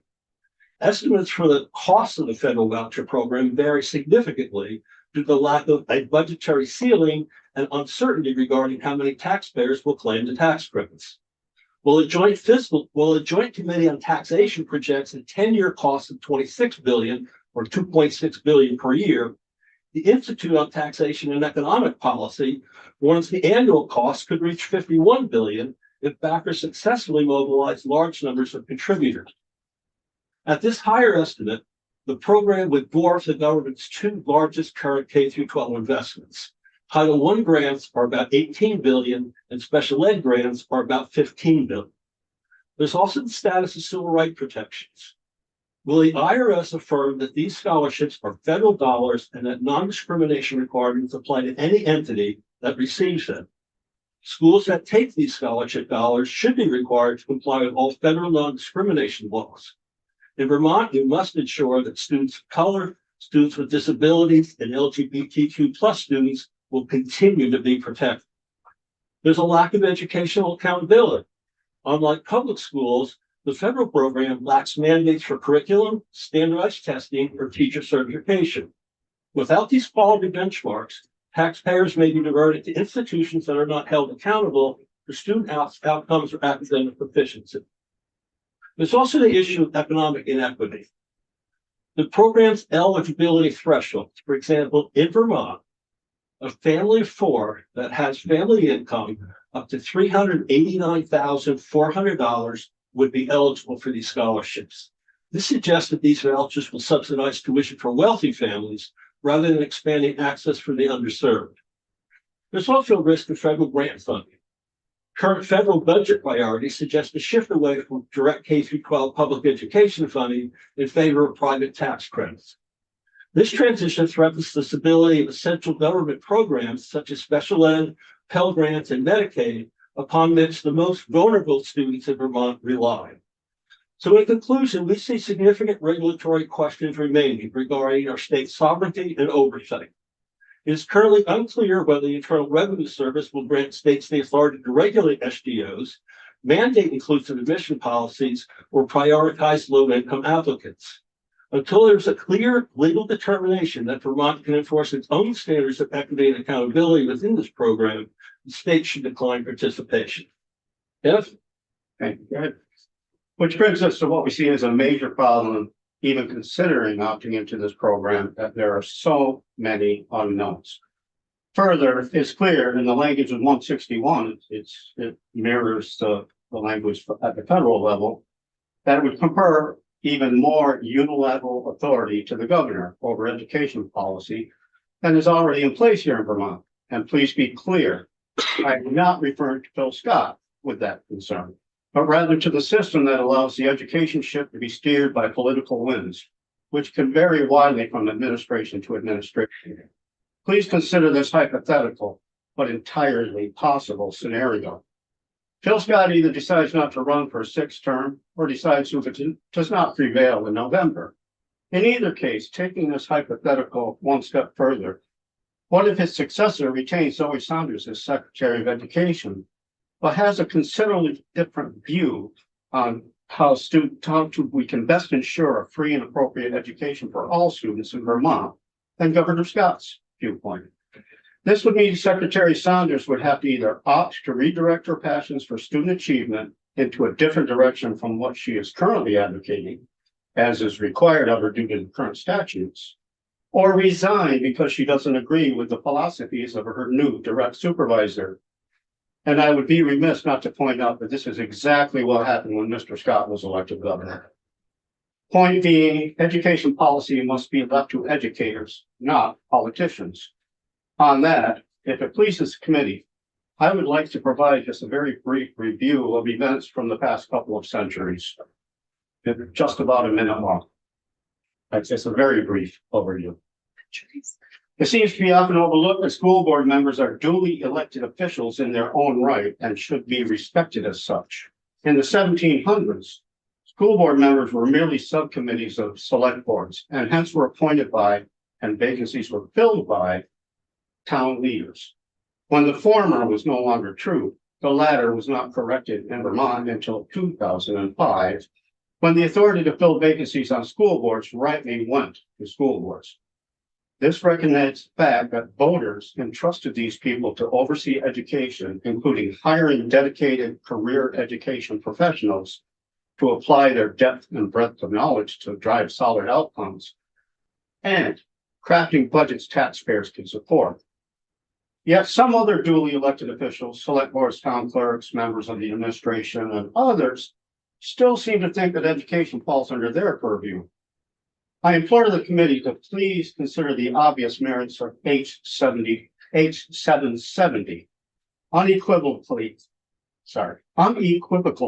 opt out of the federal voucher program at this point, when we don't even know what we're saying yes to, beyond the fact that there were most assuredly siphon potentially billions of dollars from federal coffers that might support Vermonters and all Americans in other ways.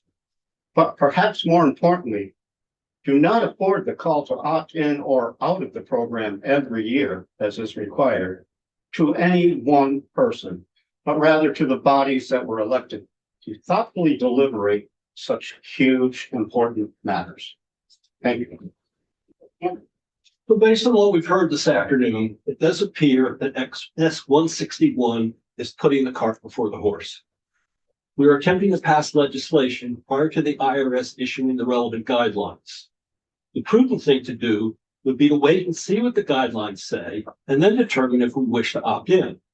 This decision of whether to opt in should be made by the General Assembly.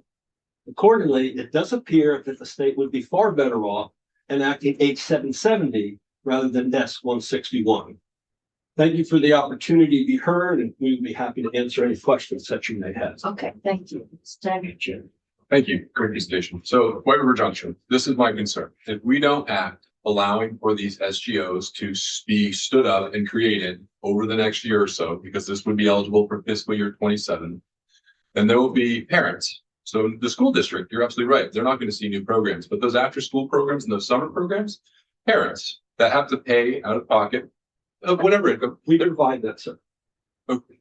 The school district provides. Great. Well, okay, South Burlington, I'll use South Burlington, all right? So in South Burlington, we don't have, I don't get free after school, I pay for after school programs. Okay, so I don't know about White River Junction, but I'm assuming at 3 p.m. when the kids are done, you got it, and you work full time, you got to keep an after school. Anybody else have that? Okay, so those programs right now, those parents that are writing that check, and it's a big check, okay?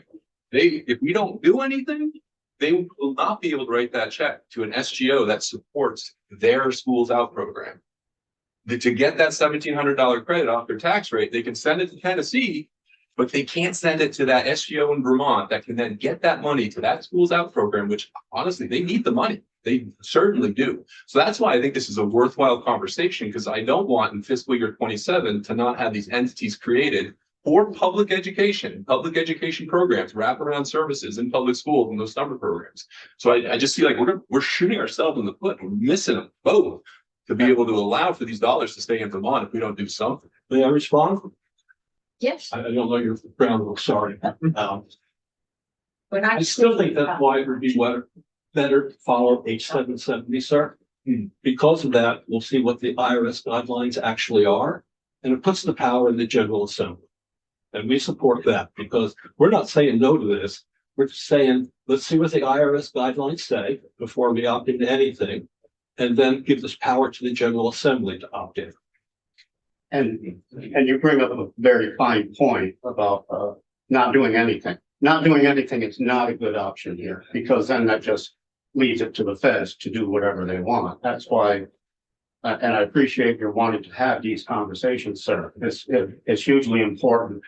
But the federal voucher program, we have a bunch of references attached to our written testimony that we sent to Charlotte. And it's clear there's a lot of evidence that this federal program was generated from the White House and is geared toward private schools. Oh, yeah, I think we know that. Yes, okay, so the point being, if you pass 161 and give the governor authority, I'm not saying anything about the governor, but he sets up SGOs. And then the SGOs have, according to the language in the federal bill now, or the part of the big beautiful bill, SGOs can hold 10% of any money they get for advertising and things like that. And then they have the sole authority of what student gets how much money.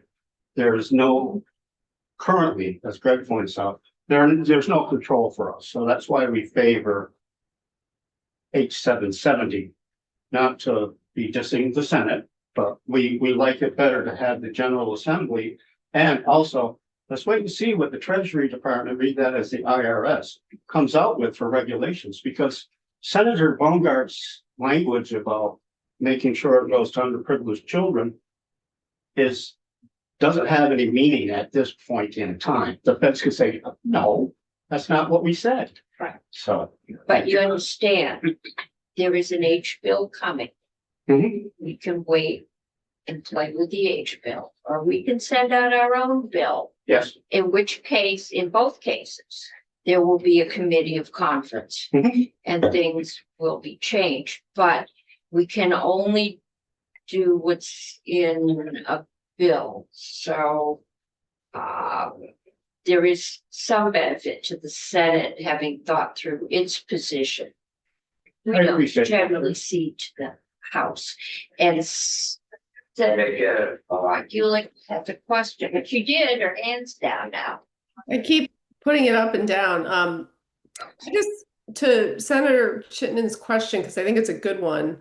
Now, have we got a question for the witnesses and then we'll. Yeah, I can wait because mine is like conversation, so I don't have questions. One more witness and then we're going to have committee discussion.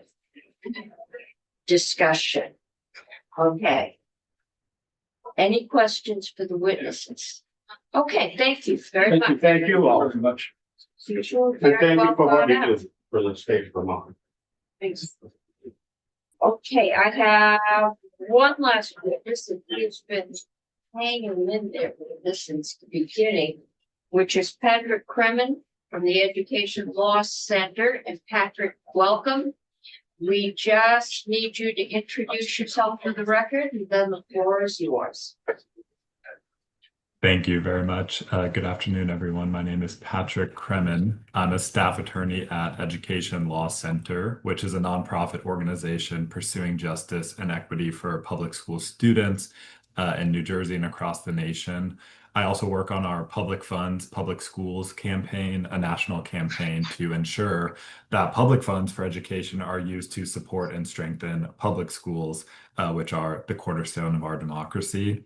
And I'll be pointing to some evidence to provide some context for this federal program from state voucher programs that have grown throughout the country for the past couple of decades. So it's our contention that, and that of the great majority of public education supporters, as you just heard, that states will not benefit from opting into this federal voucher program, as it's clear that voucher programs throughout the states have numerous devastating impacts.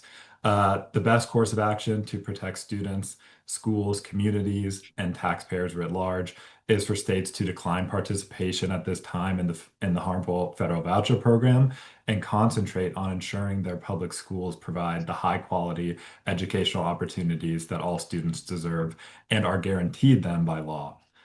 So let me start by saying that the program of tax credits for scholarships to SGOs that we're discussing, which was enacted as part of the federal budget bill last year, is, in our view, certainly a school voucher program.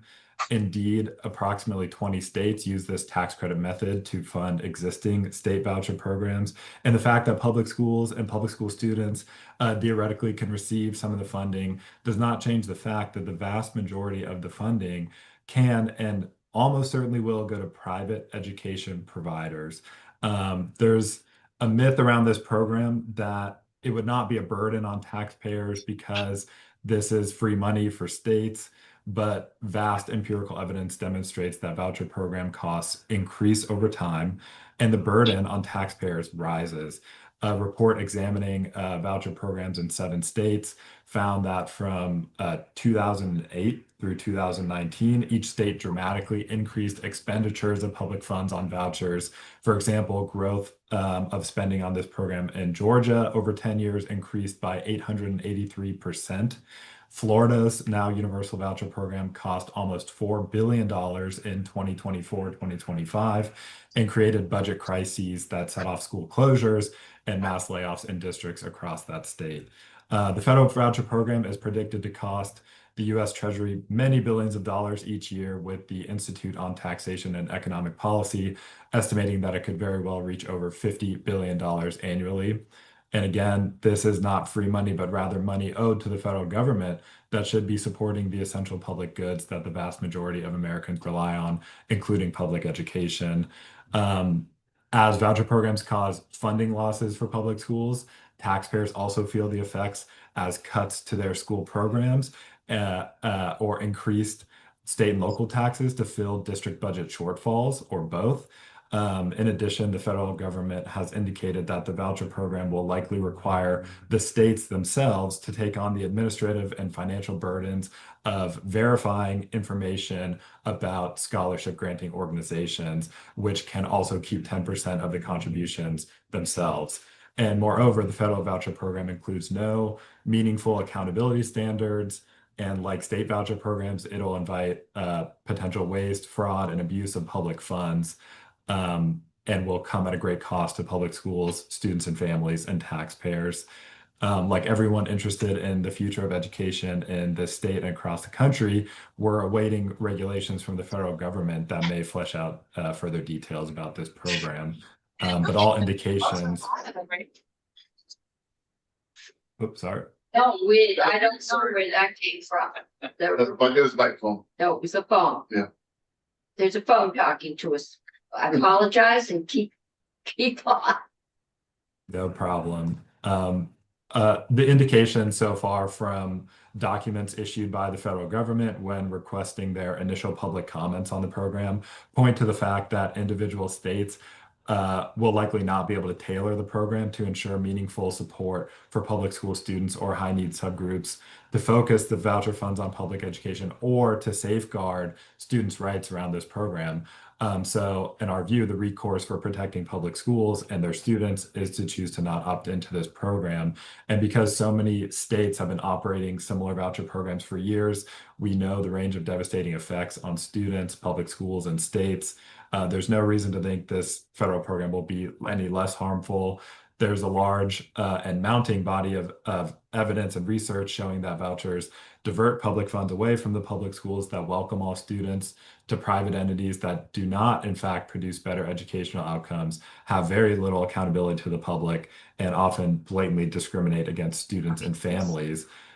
Mr. Kermit, what the bill we're looking at does is not allow money in Vermont to go to private schools. It would set up a system where the vouchers would go for after school programs, summer programs, tutorial programs for lower income or challenged students. It would not go to schools for regular tuition. Now, we're told that the IRS may say we can't do that. And we're told also if we do nothing, Vermonters can still claim the credit and send the money out of state. And if we opt out, it means no money can be sent into the state. And so we're kind of looking at something that isn't standard. And do you have any knowledge of legal elements that would stop us or cautions? Because we aren't just looking at opting in or opting out. We're looking at opting in with some very specific guidelines, which is not a voucher for tuition to essentially a private school. Yes, thank you. I'm getting there in my somewhat lengthy statement, but I can jump to that portion now. And Okay. first of all, my understanding of this bill as well is that independent schools that are eligible for public town tuitioning would also be, SGOs would also be able to give to those schools. So there's concern that some of these dollars could be funded away from public schools. But I have several Don't operate schools, so we're a little different than New Jersey. Right, and I have several pieces to your question. So first, as I mentioned, we share the doubts raised in prior testimony and by some members that the regulations developed by the Treasury Department will not allow states to narrow their eligible scholarship granting organizations in this way. And the request for comments released by the IRS and the Treasury Department in November indicate that states will likely not have this type of discretion. And I understand you're working through that concern, and we are awaiting proposed regulations at this time. But we're ultimately concerned that the services for public school students ostensibly covered by these vouchers are services that states should be paying for as part of their constitutional obligation to provide an adequate education, and not funded through these contributions to unaccountable SGOs. And any vouchers going to public school students may be counteracted by the money that will flow out of districts, incentivize students to leave public schools, and reduce funding for public school districts that will still have fixed costs to pay for to support their students. So those are some of our concerns around even efforts to get this funding to public school students. At the end of the day, it's the state that's obligated to provide this adequate education to students, and funneling these resources away from the districts into these unaccountable SGOs will further reduce districts and public schools' ability to adequately fund and resource their students. Okay, we have a question. Thank you for this testimony. Very helpful. I appreciate it. I agree with everything you said. I don't support voucher programs. I want to see public schools stronger. I'm a product of public education. All my kids are. But what I want to overlay that with is, please tell me if you would contradict any of the answers I got from our very talented legislative council, which is, if we do nothing, my understanding is that still Vermonters, absent any action, if we vote to not participate, still Vermonters can get this tax credit by sending this money out of state. If that is in fact true, that we cannot, as a state of Vermont, overrule that federal tax credit, I see us opting out of this, or clearly stating we don't do this, as just not allowing any of those $1,700 from individuals to stay in Vermont to help public school after school programs and public summer school programs. Is that correct in your mind, that even if we say we don't want this at all, Vermonters still in 2027 in this bill will be able to get this $1,700 credit, but only if that money goes to a school outside of Vermont, in Tennessee or somewhere else? Is that correct in your mind? Yes, I would agree with that interpretation, that Vermont taxpayers, regardless of the state's opting in or opting out, can receive the federal tax credit for contributions to an eligible scholarship granting organization, regardless of whether the state itself opts in. But it's not a contribution to an SGO does not guarantee that that the student from the family that makes that contribution would get those funds, right? It would go to SGOs that then pick and choose whom they give out these vouchers to. And the concern is that. Sorry, I didn't catch up. Okay, I've got Senator Bueller and then Senator Beck. Thank you, Madam Chair. Sorry, I'm not there in person, guys. I am really concerned that there are going to be a lot of strings attached to this program. I am worried that Senator Chittenden, to your point, sending this money to public school after school programs, but our public schools are often very inclusionary, and we have a federal administration that has been I'll use the term not supportive, which is being very generous, but has been not supportive of LGBTQ kids, trans kids, kids of color, immigrant kids. And I just cannot imagine a universe where there's not strings attached to this program. So we have to feel comfortable that we could be potentially part of a program that is very that is really going to discriminate against our children. And to Patrick's point, we also have that organization, the SGO, potentially choosing which kids get the money, is my understanding. So just the level of potential abuse here, as well as discrimination, is making me very uncomfortable. I'll just leave it at that. Thank you. I'm gonna leave questions for the witness right now. Yeah. Okay. Patrick, can you speak to the timeline for the IRS's rulemaking? Yes, and I certainly don't, I can't predict the future or what they will do, but here's what's happened so far. The bill was signed into law on July 4th, 2025.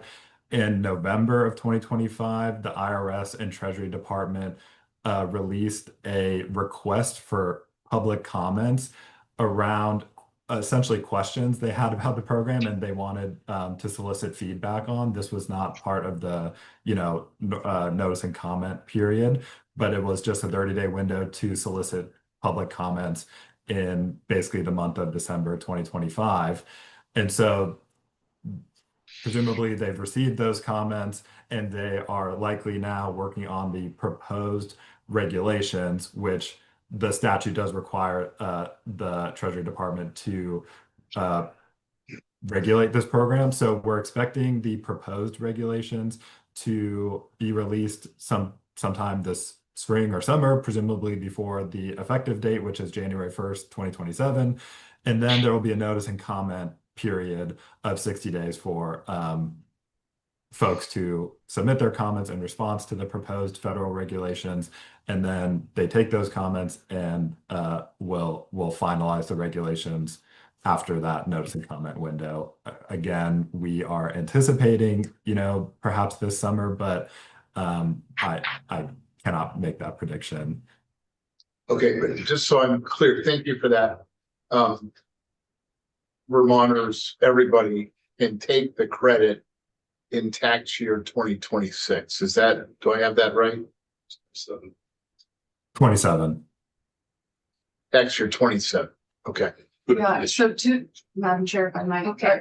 I'm trying to keep it to questions. Well, I do have a question based on what Senator Beck was just asking, and either for Patrick or Kirby. Yeah. Based on that, if we were to hold off until next year, we can draft it so that it applies to taxes filed for 2027 next year, correct? So even if we wait and say, no, we're not going to participate now until, the rules, we would catch all the potential tax benefits by drafting it next year. I mean, that's how you often draft tax bills, correct? So are you asking me? I guess so, because you're the Okay. drafter. Yeah, so yeah. Kirby Key, legislative council. The wrinkle there is that there are deadlines in December beforehand for the governor to recognize the SGOs. That people can donate. They take time to stand up. To form. And there's a federal deadline for. I see. that. But we can always, if it goes south, we can always come back and write another bill that says Vermont is not going to participate in this. You can always come back later and change it, but you would not be able to, in some cases, you would be able to change the past. Right. We're essentially risking 1 year in which we might find that we can fund after school or summer programs for disadvantaged kids. And we can set rules around how scholarships are done. That can all go through administrative rules. We don't just send them out there and say, do what you want. We can name who's on whatever it is, commission. We can put a lot of structure. If the feds come back and say, no, you can't do it, then we can come back a year from now and say, okay, we're out. We're not participating. So we may have had 1 year where a couple of kids got a scholarship to a private school, but then the next year it's gone unless their grandmother in Tennessee wants to do it. I think there's some question about whether SGOs will exist at all if they don't know if they can receive donations from year to year. I don't mean We to say don't that's set my it up, policy. we may end our ability to set it up after this year. I'm just saying if there's a lot of turbulence in what's allowed from year to year, that just logically, like, these organizations may not bother to try.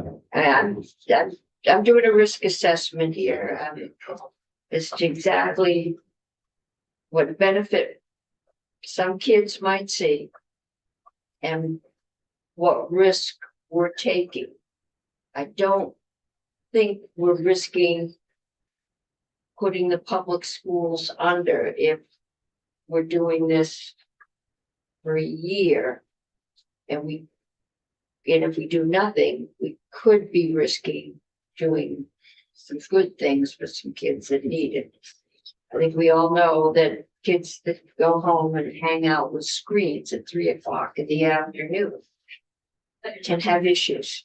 But I think that if we, can we lost Patrick. Oh, he's there. Can we finish with Patrick and then we'll go back? Do we have any more questions? You have one. I'll go again if I could, Patrick. So I also have we heard from, I don't know if you were tuned in for Ms. Simmons when she spoke. I'm wondering if you concur with the response there that the governor ultimately has a lot of say in this, whoever the governor is. So if the legislative body chooses, in the dynamics of Vermont, if we choose to not participate in this and the governor vetoes that, the governor still can opt in and choose some SGOs. Is that your interpretation of the bill? Well, That'd be signed into law, and if this governor doesn't support that, he would still ultimately have the say of identifying the SGOs. Well, I think each state is different. I mean, in the text of the statute is that the decision to participate is made by the governor or any such sorry, let me find this. The governor of the state or by any other individual agency or entity as designated under state law to make such elections on behalf of the state with respect to federal tax benefits. So my reading of that is that there is the ability of the state legislature to make determinations about who opts into this program. I think in some states that becomes an issue where a governor may or may not veto the state legislature's ability to make state law. So it is state dependent, but my reading of the statute is that the state legislate is that the state governor or any individual agency or entity as designated under state law can make the decision related to the opt-in. And then about this bill 161, my reading of that bill is that it gives the governor the ability to audit SGOs. I don't think that necessarily is required. Like I don't think the state necessarily has to give that type of authority to a governor. The federal statute language is more about who has the ability to make the decision to participate in the program. It doesn't speak to who has the power to regulate the program, if at all. oh, that's an important distinction. Who has the power to regulate the SGO? Yeah, because if the governor is the SGO is a free market entity that could position themselves as if you give to us, we will only give to public school programs. That's a fair statement? but not if the federal regs say you have to give to everybody, or you can only give to this kind of organization or this kind of kid. I think that the federal regs are gonna really control much more about what the SGOs can do. Kirby, can you look at our opt-in, opt-out? Just if you haven't, I mean, if we go forward with some version of this, and then the Fed's regulations come out and say, no, it goes to everybody, and you just set up the SGO, you can't put any strings on it. Can we opt out the next year, or can we put conditions? Yes, I'm pretty close to certain to say that the IRS is not going to try to take the ability for states to opt out away. Okay. Because the federal statute is pretty clear about being able to opt in and out. Like, so that would be in the IRS is going so far as basically contradicting. But if we opt in this year, we can opt out next year? Yes. Okay. Senator Shin's point about the veto, though, is still there. So it's always there. I mean, we can try and exercise what might be our desires, but the governor can veto. There's always the possibility of a veto override, but it's not easy, and it wouldn't be easy. And as much as we might not be able to regulate if the IRS passes these rules, restrictions, there still could be, in my understanding, SGOs that choose to position themselves as only public entity funding scholarship granting organizations. That was the point I was trying to make. I'm gonna let Patrick go and say thank you, Question. Yeah. because we now have 4 minutes to argue. And then we have another bill to get testimony on and 2 bills to vote out. And some of us have a chairs meeting at 4:30. Why they haven't canceled it, I don't know. But, Madam Chair, yes, thank you very much. I'm going to skip out because I have a grandson up in Middlesex that needs to read some books with me. I'll catch the arguments okay. on the late show tonight. And Thank you. okay. It's an after-school program that Yes. doesn't have to be funded through a voucher program. It's a preschool. We actually have that program. Thank you. Okay, I'll be- so committee. Things we need to know. Is it worth going forward with this discussion at all? Anyone that would like to continue the discussion? Can I see a hand up? Okay, Do you do the discussion or make a decision? I don't know where I am, but well, are we ready to make a decision or do we need? Is there anything we haven't heard? I think I'm still trying to weigh the cost benefit here when, Logistically, we had till next Friday on this one, right? Because this Yeah, came as a yes, proposal. we do, so we don't have to do that. So So- tell us, and maybe we could talk to the governor's office and get a sense as to what his thinking is on this. I do have some follow-up questions, so we can. Okay. Yeah. You can put this. So if you just let me know questions, witnesses, who we need to talk to. I think there's enough interest to move us forward to continue to discuss this. And we will see where it goes. We are 1 minute ahead and I'm gonna keep going. Ted isn't here, but George Ted will walk in. I can't give you, Frank, you want to take, Oh, I got to take one. all right. Yeah. We'll be right back. 2 minutes. 1 minute.